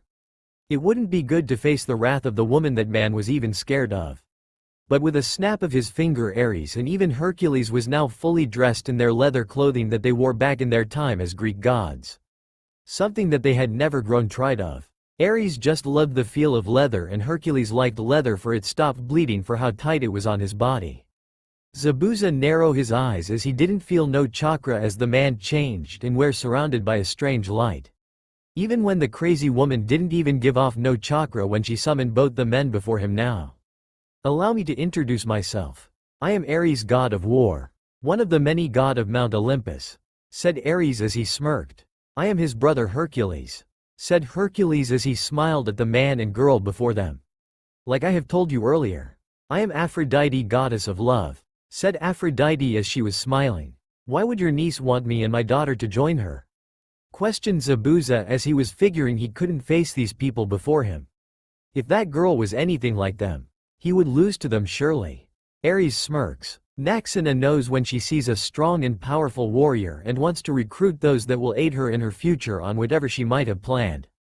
As well, she figured you are tired of running from all those hunters that are after you, he said as he nodded his head to the hunter Nin mask in the girl's hand. "I figure you got the girl's mask by killing one of those hunters?" asked Ares with a knowing smirk. Zabuza just nodded his head to this. "I also figure you have been hired to kill that old man she is protecting?" asked Ares. "I was hired to do it. The price was right, and I needed the money," said Zabuza as he studied Ares. "The man you are serving has no honor and will betray you," said Ares as he had a knowing look in his eyes. "What do you mean?" questioned Haku as she looks at the god before her. "Gato is a man with no honor. He has hired other shinobi in the past and has killed them all," said Ares as he watched for any reaction to come from the man before him. "How do you know this?" came Zabuza's gravelly voice. Ares smirks. "I am the god of war and the god of all warriors. I hear your praise and your final thoughts when you all die or go into battle. It doesn't even matter if you worship me or not," he said with a grin. "As well, I could call my uncle and have him summon up the last shinobi that had severed that man," he said as he awaited the man's answer. Haku looks at Zabuza and back at Ares. "I would like to speak to them," she spoke up. This drew all eyes to her. With a nod of his head, Ares vanished in a silver light as Hercules and his sister Aphrodite just waited quietly for his return. After several minutes, Ares appeared with a man in long black robes with white hair and cold black eyes that flashed crimson for a brief second as a soul of a missing nin from Kumo appeared before them. The dark-skinned man stood before them with a blue glow. His eyes looked around and saw Zabuza. "So you're his latest fool," said the dark-skinned man. "You worked for Gato?" questioned Zabuza as he studied the spirit before him. Haku summoned up all her will. "What Gato do to betray you?" she asked the spirit before her. The man looked to the girl, his dark eyes softened for a moment. The girl reminded him of his daughter that he will never see again for his foolish pride. "I took a job for Gato in the land of demons to kill a prince. I did my job and killed the royal guard that protected the prince. When I returned to the man's office with the prince's head, he had his thugs attack me and kill me. I was able to take a few in the eye of his right-hand thug that pretends to be a former samurai. There is no honor in that bastard," he growled out. Zabuza had sat down on his throne-like chair as he waited for Ares to return as Haku had tended to his wounds. He had heard that Gato had been in the land of demons before he had set his sights on the land of wave. The prince of the land of demons was murdered by a nuke nin, but the nin was never found and Gato's company had taken over the land. Even though there was someone still alive in the land of fire that could take over in the land of demons. But Gato would look for that long-lost heir after he was done with the land of wave. If what this spirit before him told him what was true, Then it would do him well to turn on the troll and side with the blonde. "Thank you," said Haku as she bowed to the spirit before her. The man just chuckled at her. "There is no need to thank me. All I did was tell you the truth of that bastard you work for. But if you could do something for me, I would be grateful," he said as he looked at the girl before him. "Yes, what would you like me to do for you?" asked Haku. He smiled. "Could you let my daughter Karui know her foolish father is now dead? Because of his foolish pride, and I am sorry for leaving her and her mother alone for being a fool," he said as he looked at the girl. With a nod, Haku had agree. "What is your name, Shinobi-san?" she questioned him. He smiled before he was being to fade away. "Krillin," he said, and he was now vanishing into the robes of Hades as the god of the underworld looked to the young ice user and to her father. "Follow the child of light. For it is too soon to welcome you to the underworld, and there is much good you two could still do for those of the living world," said Hades as he went up in black flames vanishing from their size. Haku looked up to Zabuza. For once in her life, in a very long time, she had felt fear. She wasn't ready to die. Not just yet, and Zabuza could read the emotions in the girl's eyes. He didn't want to lose her like he did his love so long ago. Because of those accursed bloodline purge. "Fine, I will do it for Haku. I cannot leave her alone to the lot of you," he said as he was eyeing Aphrodite, who was smiling at him innocently. "Ares just laughs. It appears he has you figured, you sister," he said as he looked to Hercules as he looked at Zabuza and the girl. "Protect my niece. For Ares and I will be leaving this world soon. For Kami has only allowed us a short stay here in her world as she is the new ruler," he said. Zabuza nodded his head as Aphrodite walks up to Zabuza as her hand began to glow a soft golden light. "I shall heal you this time. But if you betray my niece, you will not like dealing with my husband. For she is his golden light as I am his golden heart," she warned him. Zabuza just nodded his head to her words as Ares and Hercules both vanished in silver and golden lights. After she had healed the man, Aphrodite had vanished in a pink light. Zabuza and Haku knew it was time to pack up and find the girl that they would be following. For they wanted to see what this girl would be doing in the future. Tazuna's house. Naxena sat on the front steps on the house as she was tired of sitting inside listening to Sakura going on and on about how wonder Sasuke is. An ego that big was giving her grandfather run for his money. "So this is where you ran off to?" came a lazy voice from behind her. Looking up to see Shikamaru standing above her. "Yeah, I had to get away from Team 7. Sakura is something else and Sasuke is he is just annoying," she told him as he sat down next to her. "Yeah, but you are a lucky one. You didn't have to grow up with them," said Shikamaru as he grinned at her. She smiled at him and laughed. "Yeah, true," he told her. Ino and Hinata had come out as well as they needed some air as well. Sakura's BS was stinking up the house. "Hey, love birds," teased Ino as she saw the two sitting next to each other just talking and laughing. Hinata just giggled at them as she took a seat next to Naxena as Ino sat down next to her. "That fight you had earlier was insane," said Ino as she looked at Naxena. "I have never seen anyone move like that or even handle a sword the way you did. To go up against one of the 7 swordsmen of the mist is pretty insane in itself," she told her friend. "I just got lucky. I'm nowhere as good as my grandmother or my mother. Zabuza was a hell of a lot better than me. I just used my straight to help me, and the extra sword also helped a lot as well," said Naxena as she looks back to the calm sea before them. "Don't downplay your skills, Naxena-chan," said Hinata as she looks at her friend and her teammate. "You are more skilled than any of the swordsmen in our village," she finished telling her friend. Naxena nodded her head. "I guess so," she said as she was inside her head as she was thinking about everything that has happened in her fight with the large man and how she had help for Kurama as well. "Kit, you did well today. You are stronger than what you believe. Never second guess yourself and always believe yourself," he tells her. "Thanks, Kurama. I think I needed that." Naxena tells him. "I will always be there for you," said Kurama as he went back to sleep. She nods her head as she wasn't listening to the others talking around her. She just in her own little world looking off at the peaceful waters. The full moon had risen and Naxena sat outside still as the other had gone inside the house. For they had grown hungry and their host had told them dinner was ready. She had smiled at Tsunami. "Thank you, but I am fine," she told the dark blue hair woman. "Are you sure, my dear? There is plenty of food. said Tsunami as she frowned, worried about the young girl before her. Yes, I have a stew my grandmother sealed for me as well as other meals. So please don't worry about me. I am not that hungry right now. But once I do feel hungry, I will eat, said Naxena with a reassuring smile. Tsunami nodded her head and returned inside the house. The senseis looked out the window and wondered what was going through the girl's mind as the others ate. Her team watched her and planned to join her once more once they had finished eating. Go up to bed, she will join you once she gets tired, ordered Ibiki as he wasn't going to deal with his team being tried the next day. Naxena was trained to fight and train without sleep for several days.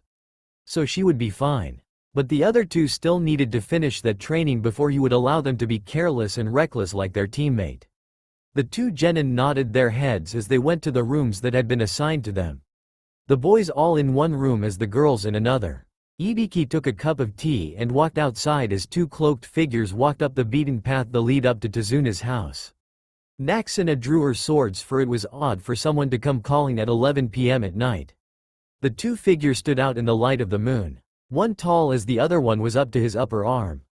Who goes there? Called out Naxena. This got all the senseis on edge as they heard the girl call out to someone. Something was going down and they had left a genin outside alone. Hinata and Shikamaru had dropped down from the roof with kunai drawn and ready for battle as Ibiki, Anko, Kurenai, and Kakashi all appeared outside of the house standing alongside Team 10. All ready to fight as well. Ibiki and Anko proud of their other students appearing when their teammate was in trouble. I'm not here to attack the girl. But take her off her, called out Zabuza's dark voice. Naxena put her swords away as she looked at the Nuke Nin and his little sidekick. What made you change your mind? She asked him. Just then a pink light appeared and out of it came Aphrodite. That would be me and your Uncle Hade, she said with a large grin on her face as she walked around the two over to her niece. The blonde is right. She called a man to bring the shinobi that had murdered the prince of the land of demons for the troll. He told us that the little troll had double-crossed him once he had finished his mission and had brought him the head of the dead prince, said Zabuza as he pulled the hood back of his cloak. Naxena nodded her head to this. There is still a living member of the royal family in the land of fire, said Haku as she was looking at the girl before her. What was the name of the prince of the land of demons? Asked Hinata as she was wondering. For the news of the prince's death had hit her father pretty hard, for her family had a lot of dealings with the land and how Gato had taken over all export, a lot of their business there was slowly ending, for everything had raised to insane amounts. His name was Kenji Namikaze, the cousin of one Minato Namikaze, said Hades as he appeared from the shadows scaring everyone but Naxena and Aphrodite. Uncle Hades, what are you doing here? Asked Naxena as she was curious of why the god of the underworld would be here. He smirked at her darkly. I am here seeking my little champion. For I need you to take the lives of all those that work for Gato along with his life. For they have been slipping through death's grasp for far too long, and it is time he has to pay the price of all his dirty deeds, said the god of the underworld. Naxena just grinned. You know grandma never liked the idea of me being everyone's champion, she told him as she giggled. I know, but until we can find suitable champions, you will be our acting embodiment of justice, said Hades as he was now grinning back at the girl before him. His dark eyes did trail over to Shikamaru as he looked at the young shadow walker. He would be a suitable replacement for the girl in due time, he thought to himself as Naxena followed his line of sight. She knew the look. It appeared that her teammate had caught the eye of the god of the underworld. She wasn't sure if it was a good thing or a bad thing, but time would only tell. Shikamaru had a strange feeling overtake him as the god was looking at him. It was something telling him his life was going to change forevermore. For his path in life had been altered by the very god standing before him. Zabuza felt uneasy once more by the god of the underworld, for he knew this man before him. No, this god before him could just rip his soul out and drag him down the very pits of hell and show no remorse whatsoever about his actions. So our little Naxena is the princess of the land of demons? Asked Anko as this was getting interesting. Yes, she is. For she is the last living Namikaze in this world, and her father will not be allowed to return to here for a very long time along with her mother, said Hades. How in the world am I going to be a shinobi and warrior and Hokage if I have to go to the land of demons now? Whined Naxena. as this was the first time she had ever whined before anyone like this. This was something she hadn't done since she was a little girl. Hades smiled. Just ask child and I can have someone return to handle things for you until you are able to head to the land of demons to set things up. He told her. Naxena relaxed. She wasn't as stressed anymore. Her uncle could have someone go for a short time and handle things for her until she is able to go to the land of demons and handle everything there with her grandma Xena. Could you have? She stopped talking for a second to think. Who would be the best choice to handle things in her place for now? She softly smiled. Could you have Auntie Gabrielle go in my place for now? She asked him. Hades nodded his head. I will have her as your acting avatar for now, my child. I had your parents draw up a scroll for you and for her as we are speaking. They just left blank on who would be your acting avatar until you could go to the land of demons. But you must handle the little troll in 2 days' time. For that is when she will appear in the land of demons in your place, and news of his death should have been out by time she arrives there. He told her. Nodding her head, she looked at her teammates and senseis. We have a battle to plan and this isn't going to be easy. She told them as they nodded their heads. She looked at Zabuza and Haku. I will be needed Haku for this mission, for her ice mirrors will make it easier to enter his stronghold without his men knowing, and after he is dead. We can take out all the men in his stronghold.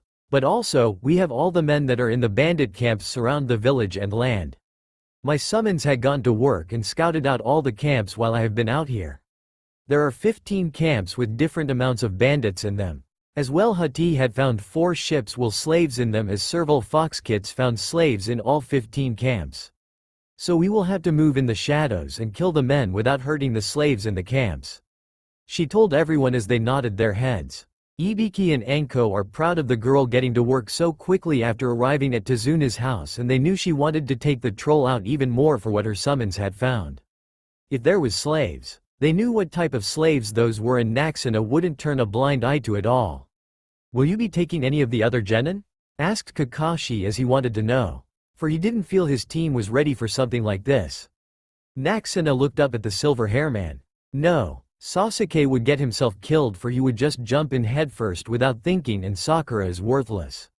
You need to break her of her fangirl ways before she is with my uncle here. Finally, Kiba is strong but isn't ready to kill yet, and he needs a little more training with Akamaru before I would have him join me on a mission like this. She said as she looked at Kurenai. I wouldn't mind taking Ino with me. For her mind walking would make it easy to get all of Gato's bank accounts and everything else we might need. For I know for fact her father has been cracking down on her training in T&I. For he doesn't want her left behind by Hinata and myself. Choji would also be good to take, but I couldn't, for he has a gentle soul and I don't want to darken it just yet. Shino's bugs would come in handy when attacking the guards guarding the ships. So I would take him if that is all right with you? She asked the crimson-eyed woman. That is fine. I can stay here with Choji to protect Tsunami and her son, while Kakashi and his team take care of the bridge builder while he works on the bride.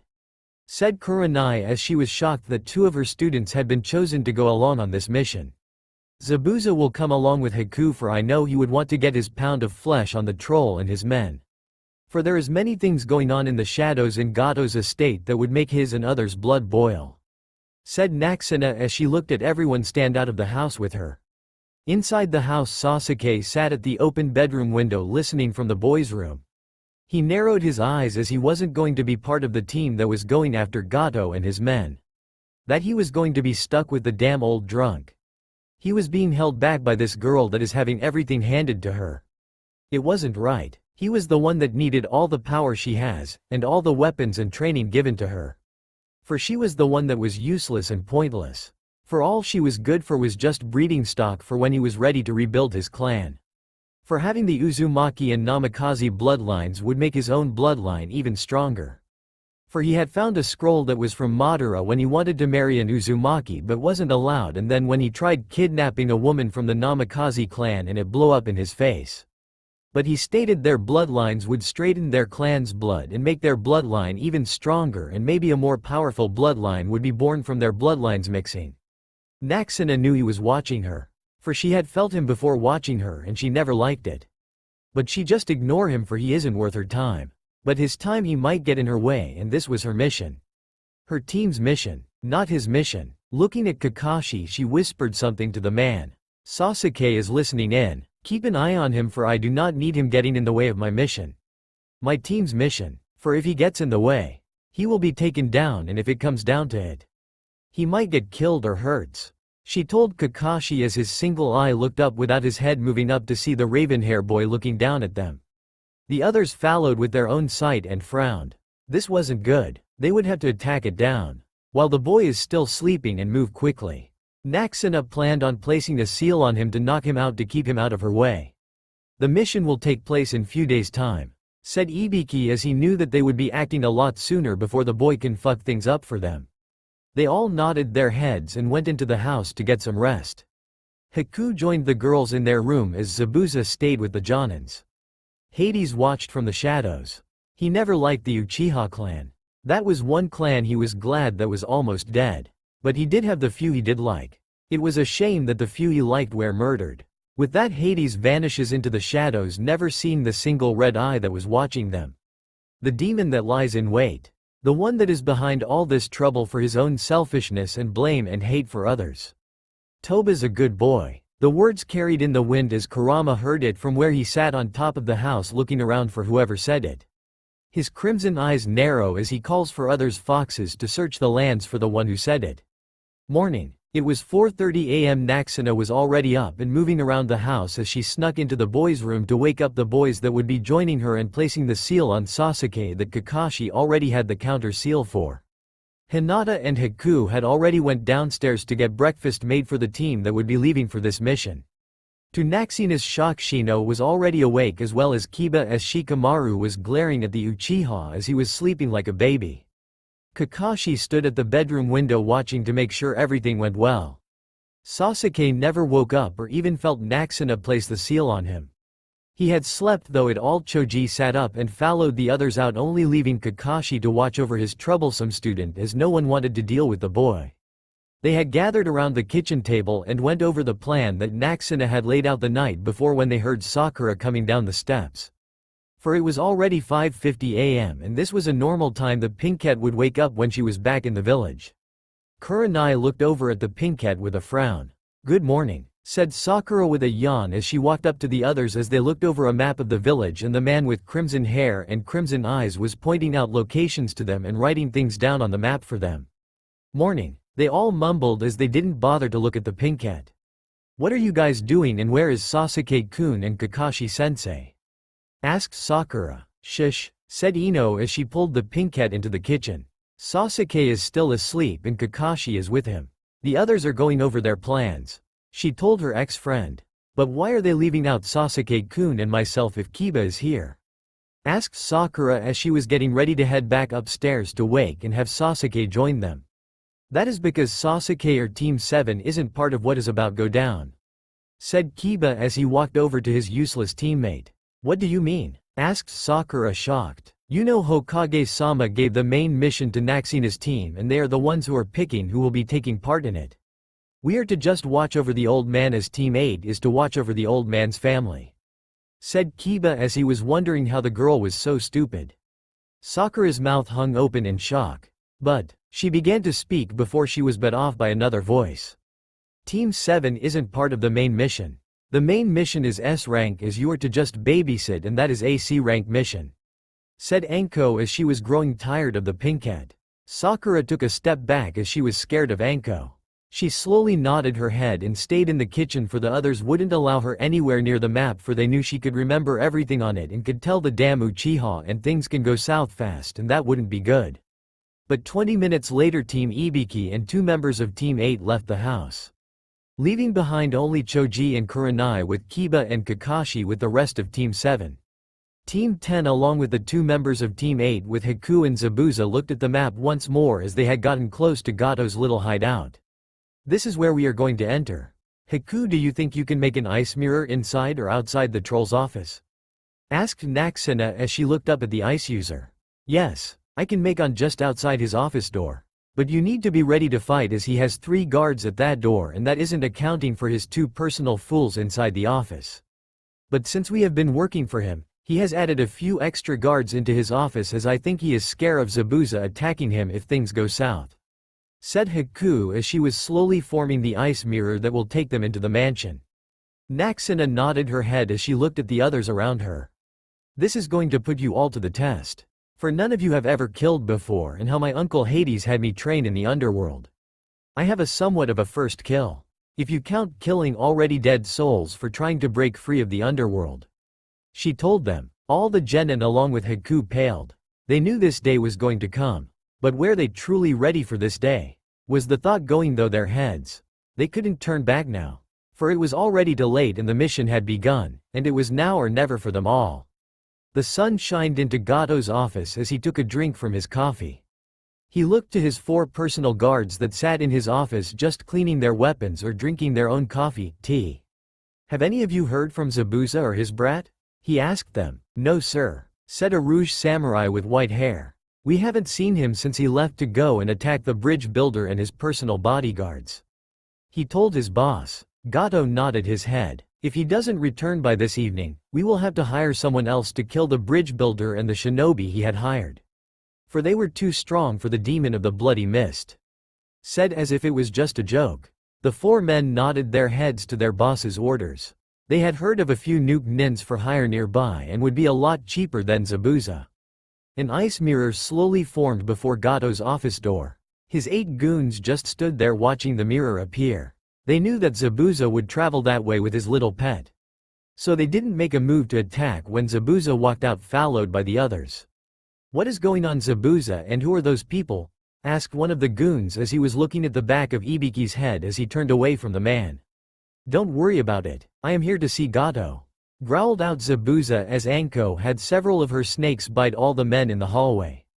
They all fell dead before they could scream. The white-hair samurai heard Zabuza's voice and opened the door without thinking and was cut in half by Zabuza's massive blade as the others rushed in taking out the 3 other men. Gato sat there in fear and shock. You betray me? How dare you? Do you not know Whoiam? Yelled Gato as he hoped his other goons would hear him yelling, but Naxena had placed silencing seals on his office door. So no one would hear a thing that had happened in that office. Yeah, you're the bastard who's going to die here today. For Hades wants your soul. It is time to fear the Reaper of Death, said Naxena as she appeared before the tiny man with black flames licking around her body. She held a massive scythe in her hands and looked down at the man before her. You can't kill me. You need me for I hold all the deeds and with me gone you will never know how to truly free this land, said Gato with a smirk on his face. Naxena grinned down at him. Her crystal blue eyes left him unsettled as how she was looking at him. I have a Yamanka here with me and she will be able to walk your dead ass once I am though with you, she told him. His face froze in horror as her scythe swung down and across his neck. It was a clean cut, no blood and no mess as she had heat up the blade to stop his bleeding once she cut his head off. Ino, would you please get to work, said Naxena as she jumped off the desk. I will stay here and watch over the Yamanka girl. You others go and clean out the mansion and free all who are prisoners here, ordered Ibiki as he knew he would be better used for this part of the mission as he spent too much time behind a desk and not on the field.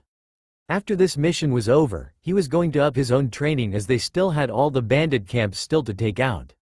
Unknown to the others, Naxena had summoned all her summons, even the one her grandfather and uncle made for her.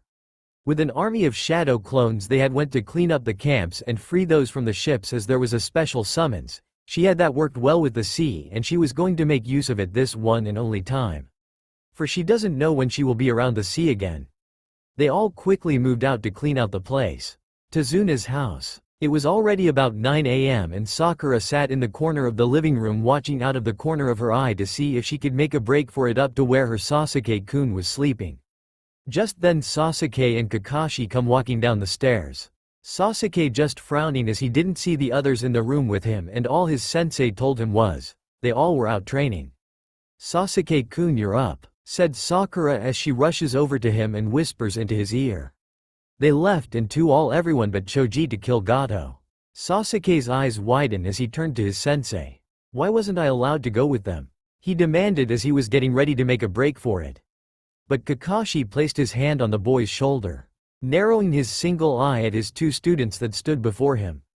Because this mission has nothing to do with either of you two, he told them. That is bullshit. I am in the elite Uchiha and should have had that mission, growled out Sasuke as he glared at his sensei before him. He is right. Even my mother said Sasuke-kun is more powerful than anyone else in our age group. Said Sakura, just fanning the duck-ass boy's ego even more. Kakashi glared at the two genin before him, and without them knowing what happened, Kakashi had slapped paralyzing seals on both of their foreheads. They both fell to the floor not knowing what the hell had happened to them, and they couldn't even yell about it either. Kakashi squatted down before them and looked them both in the eyes as his soul gray eye had taken on a crimson hull to it. You two are at the bottom of the food chain when it comes shinobi. You do not tell me what to do, nor do you have any say on what missions you take or what part of the mission you take part in, said Kakashi as he was letting loose some ki on them. He could see fear in both their eyes as they looked up at the man that could kill them right there and then. Look at you two. What would you do if one of those bandits had some shinobi training and had one of these seals? Questioned Kakashi as he looked at them. They looked away from him as they knew he was right. For they would be dead, and Sakura would have been raped and killed or sold off. Kakashi leaned down and removed the seals off the two before him. A lot of bandits have some shinobi training, as they had once been civilians that failed the shinobi academy and couldn't hack it in the life of a normal person who turned to crime, as they are just scum.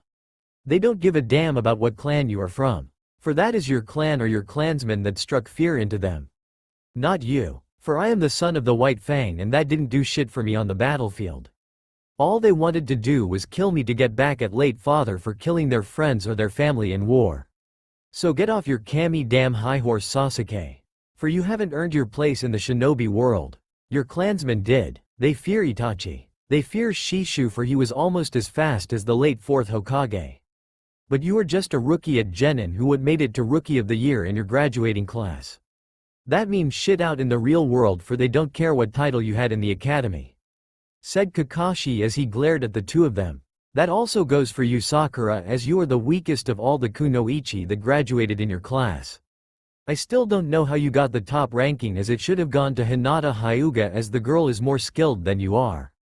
Even Ino has more skills than you do. And don't give me that damn line that they came from clans. There are other kids that held that title in years past that came from civilian families. But they did one thing that you do not want to do. They trained and worked their asses off for the title. To be honest, I believe your mother bought that title for you to catch the eye of the Uchiha, as he would see you as he equal and want to be with you. But look at what it has gotten you so far. Nothing whatsoever. He doesn't want nothing to do with you and would allow you to die out on the battlefield if it was left up to him, said Kakashi, as this was a cold truth that was making the pink cat cry. Kiba just sat next to the wall, not saying a word, for this was a cold truth his two teammates needed to hear, and there was nothing to sugarcoat it, for it will get them killed, or even worse, it would get him killed out in battle. With the Chunin exams that are coming up, he wasn't sure his team was ready for it, and he was going to voice this to his sensei, as he didn't want put himself in danger with these two fools until they learn what it means to be a team and Sakura takes her training for real and Sasuke take that pole out of his ass. Gato's mansion. Kurama appears in the office as the others comes walking in with several scrolls in their hands. Kid, we have taken out all the bandit camps, and that thing took all the ships out after we freed all the prisoners and taken all the cash and anything of value and destroyed all the drugs we found, said Kurama as he looked at all the ninja as he grinned at them. Zabuza looked to have almost had a heart attack seeing the 9-tailed Biju standing before him. Naxena looked over at him. Thank you, Kurama. You all did well, and I'm glad.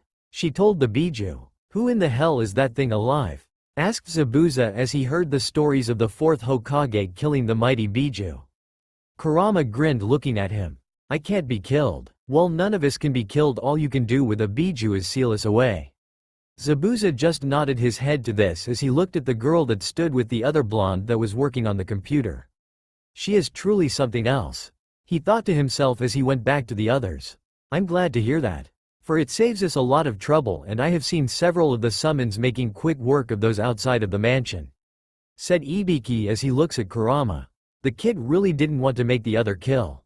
Or if they had to kill, she didn't want them killing too many, for she didn't know how it would affect their mind and souls. So she summoned us all and had us go to work and play for a few of us, Kurama told the Scar Man with a grin on his face. Ibiki just nodded his head as he looked over at his student, who must have used a lot of chakra just to save her team from the horrors of going on a mass killing spree to free this island from this man. Kurama frowns as he looks over to Naxena. Someone catch her. he said as he moved to catch the girl as she fell face forward. But luck had it Shikamaru had walked over to help Ino with a few of the accounts and had caught the girl as Kurama's tails wrapped around her. What happened to her? Asked Shikamaru as he was worried about her. She overdid it, summoning us and all her clones. A few popped at once, sending a massive overload to the girl, and it knocked her out. She will be fine soon. Just lay her on my back and I'll carry her back to the house with the others," said Kurama as everyone nodded their heads. Several hours later. It was later afternoon when the group returned to Tezuna's house. As the old bridge builder had forgone not going to the bridge as he wanted to make sure all the kids had made it back safe from their mission, as well the duck and bubblegum had pissed him off with their behavior and he didn't want to deal with them at his worksite. Naxena had woke up and just curled up into Kurama's fur as the others finished working. They wouldn't let her do anything else, for she was pretty much a one-woman army that took out all the other camps and ships on her own, as well helping her team with taking out Gato. This was the sight they seen by those outside of Tezuna's house. A girl riding on the back of the nine-tailed Biju and the others just walking alongside them, just talking and carrying scrolls with them. Hinata, Ino, and Haku also rode on Kurama, who was much larger, to carry all the girls as they all sat around Naxena to make sure the girl wouldn't fall off of his back. "Kakashi-sensei!" yelled Kiba as the man was inside the house talking to Tezuna, as Sasuke and Sakura were both outside working on tree walking with Kiba. Kakashi rushed outside with Kurenai as Choji followed behind his sensei as he finished with his training not too long ago and went inside to get something to drink. Their mouths hung open as they saw Nine Tails and the girls on its back. But its tails were wrapped around Naxena as to protect her from the world around her. Sasuke and Sakura both fell from their trees at this sight as Kiba ran up to the group. "How did the mission go? Is Naxena hurt?" he asked, worried about the girl that seemed to be shielded from the others. "It went well, and she is just tired from overdoing it with shadow clones," said Hinata to the feral-looking boy. Kiba just nodded his head. He was glad no one was hurt. Just then a man appeared around black flames. "You have done well, my niece," said Hades as he walked up to Kurama as the mighty Bijus stopped before the god of the underworld. Naxena slowly sat up and softly smiled at her uncle.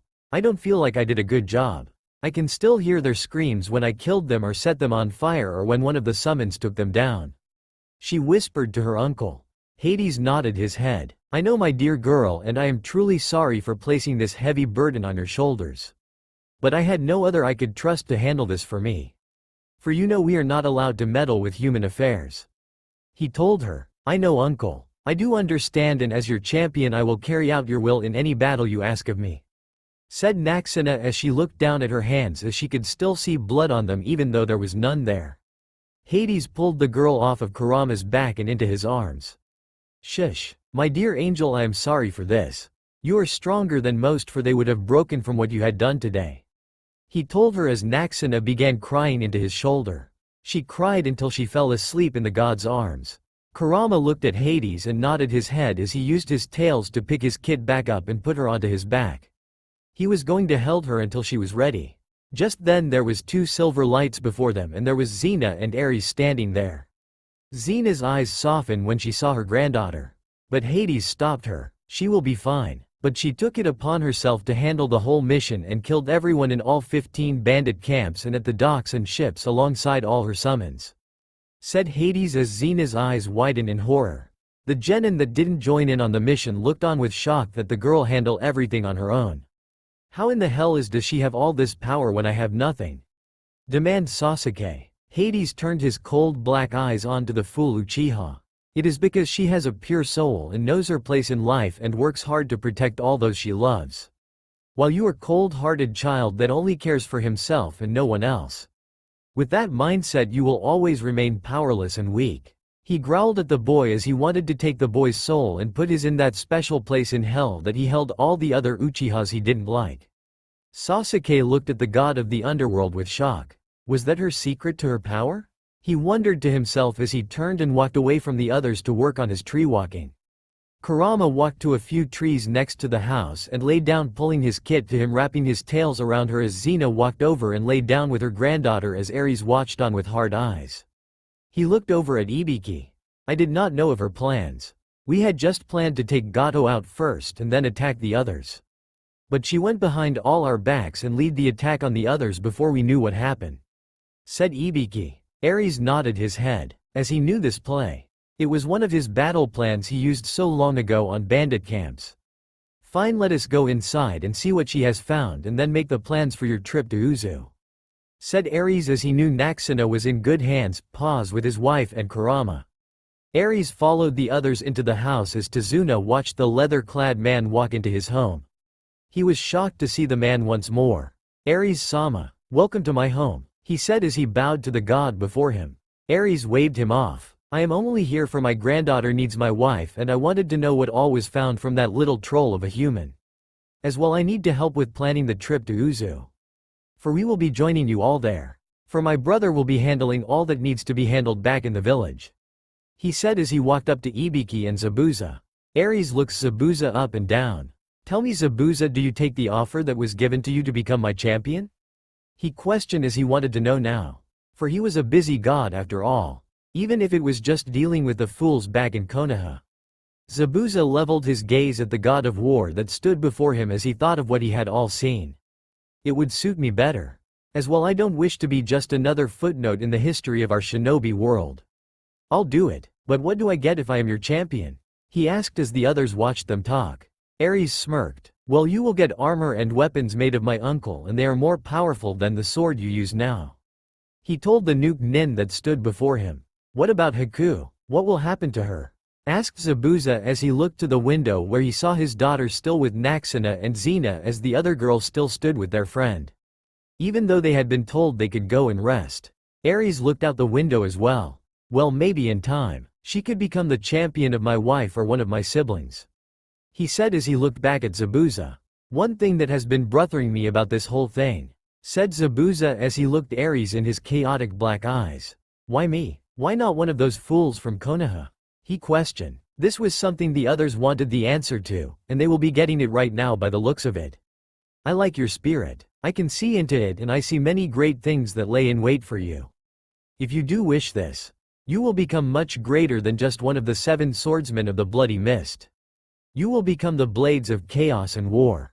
The warrior that my granddaughter will need by her side when the hands of fate tip the scale that is slowly moving in a way that is unfavorable to all that are in her position," said Ares as the others wonder what the hell he meant by that last part. "What, not offer me the right to be your champion?" demanded Sasuke as he walked up to Ares, believing the man before him should bow to him and him alone. Ares looked down to the boy. He smirked. "Why should I waste my powers and gifts on a snot-nosed brat like yourself? You are just playing ninja. You do not know what a true warrior is. As any one of the people here and they will tell you what a true shinobi is. For you are just a child running around crying and throwing shit fits when he doesn't get his way," he said with a smirk on his face as he just looked down at the boy. The boy that was slowly moving away from the god of war with fear in his eyes as the power that was rolling off of Ares could kill a person of lesser standing in the warrior world.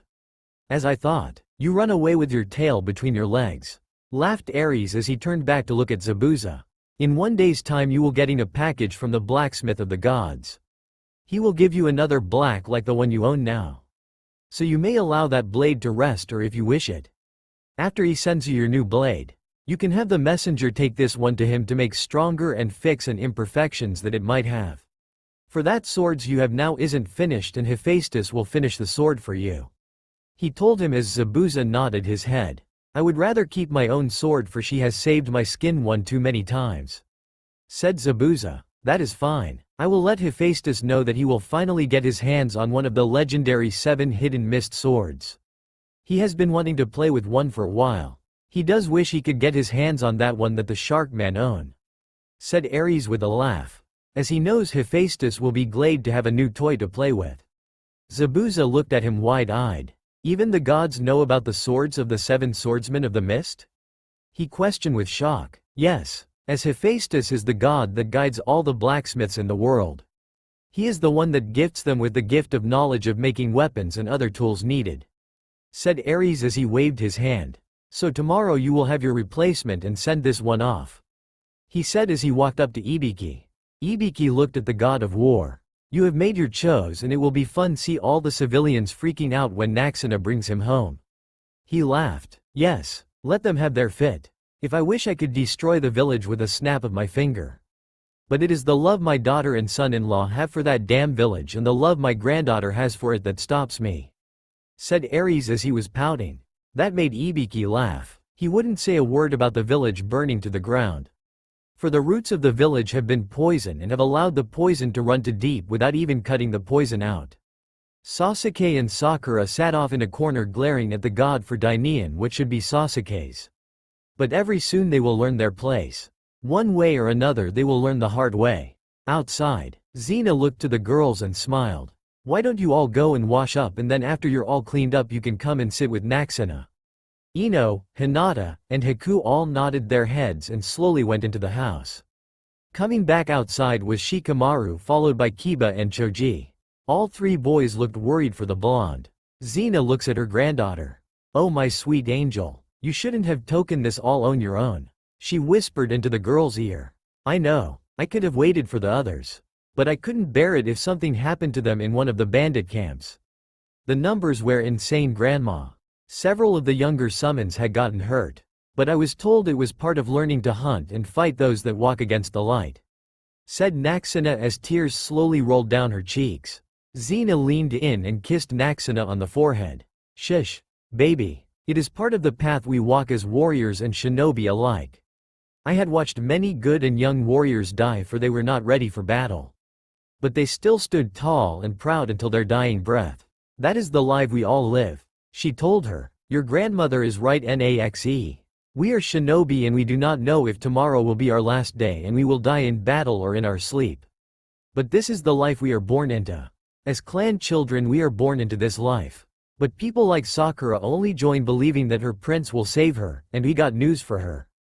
Her prince will kill her to get his end goal," said Shikamaru as he lazily smiled at her. "He is right," said Kiba and Choji as they both nodded their heads to what their friend had just said. "These boys know better. They know the path of a warrior must walk, and every day is a day we live to our fullest," said Xena with a faraway smile on her face. "Kid, they are all right about what they say. I have told you not to beat yourself up over all this. Please be strong, for a lot more will come and test your strength and will," said Kurama as his tails held her close and tight to him. Naxena looks up to the Biju she has known her whole life. "Alright Rama, I'll listen and grow stronger from this. For I still have all the other gods standing behind me as well as my family and my parents," she said with a smile. Just then a golden light with peacock feathers appeared before them. There stood the mother of all gods, Hera. "Grandma Hera," said Naxena with shock, as she never thought she would see the day her great-grandmother would come back to the mortal world. Hera smiled at the girl. "My dear child, I couldn't stand by and see you suffer like this," she said as she walked up to her. All the boys blushed at the woman's beauty. Her long crimson locks and crystal blue eyes, as she has a long flowing black grown with peacock feathers around the collar of her dress. "Hera, it is an honor that you grace us with her presence," said Xena as she stood and bowed to her mother-in-law. Hera waves her off. "I only come to see how my little chick is doing. Her heart is heavy, and it leaves me to worry. Also I wanted to meet the boy that Aphrodite keeps speaking about that has feelings for your little angel," she said as her eyes slowly moved over to Shikamaru as he pales as he feels the full weight of her gaze on him. She smirks. "He will do," she says as she looks back at Xena as everyone falls over with sweat drops on the side of their heads.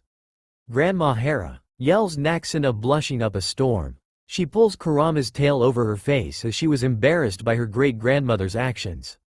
Kiba just laughs. "Well, it looks like a goddess approves of your lazy ass," he said, slapping Shikamaru on his back. Said lazy boy almost fell over as he was shocked as the goddess just watched him with an amused smirk on her face. "Be lucky, boy, for it took me over 1,000 years to grow and love my stepson Hercules as my own," she told him as all eyes looked at her with shock. "What? My husband was a dog and bastard back in the day," she told them. All eyes grow huge from the teens that stood before the goddess. Xena just sighed as she was glad Hera finally loves Hercules as her own son. But he had to do a lot to gain her love, and at some points he almost gave up. But she couldn't help but keep pushing him to keep going. But after the children finish this mission, there will be a ship waiting them to take them to Uzu. I will wait for them there. Poseidon has granted you use of one of his many ships for safe passage across his domain. said Hera as she looked at them. Great Uncle Poseidon? Questioned Naxena as she knew that he was a stickler about who boarded his ships. Yes. He has sirens guarding the island and only one of his ships will be able to get past them and the whirlpools protecting the Uzu. You might get lucky and he may join you on your trip, said Hera as she looked at the boys studying them. All three boys bow as Shikamaru speaks for them. You honor us with this gift of safe passage, he says as he doesn't know what to tell the goddess honestly. Naxena snickers behind her hand as she hears what he tells her great-grandmother. Ares along with all the Jonin senseis appear outside hearing the new voice talking to Naxena. Mother, what do I owe this visit? Asked Ares as he was little annoyed. If his mother was showing up, his father wasn't too far behind her. Hera's icy baby blues look over at her troublemaking son. I am here to see my grandchild. I didn't want to see you as it has been peaceful without you around to make trouble for the others. She told him coldly. Mother, your words wound me, said Ares with a pout. Hera smirks. You are a grown man and can handle a tongue lashing as one. She tells him. Yes ma'am, said Ares as he walks over to Xena. All others look on with shock. The beauty with long blowing crimson locks and icy baby blue eyes was the mother of Ares. She looked so young as if she was just no older than 18 years old. I was just telling Xena and Naxena that Poseidon will be sending a ship to take them to Uzu, said Hera as she looked at all the Jonin and the three civilians looking at her with awe. Very well, said Ares. I was planning to ask him for safe passages as all the traps he has laying in wait for anyone who dares try to visit the island, he said as he turned to look at everyone. You there? How many more days until this bridge is built? Questioned Hera as she looks at Tazuna. The old bridge builder looks at her with wide eyes. Well, I believe we will be done in 1 week, he tells the mother of all gods. Good. Then in 1 week meet at this dock and Poseidon will be here to take you to Uzu, said Hera as she vanishes in a golden light. Naxena just smiles. She knows she will be seeing her great-grandmother later tonight to speak to her in private. Alright everyone, we know what we have to do, and we don't want to upset Uncle Poseidon. So tomorrow we will be working to finish the bridge and be ready to leave, she told them as everyone nods their heads. THSTA all for now. If you enjoy then please like, share and do comments.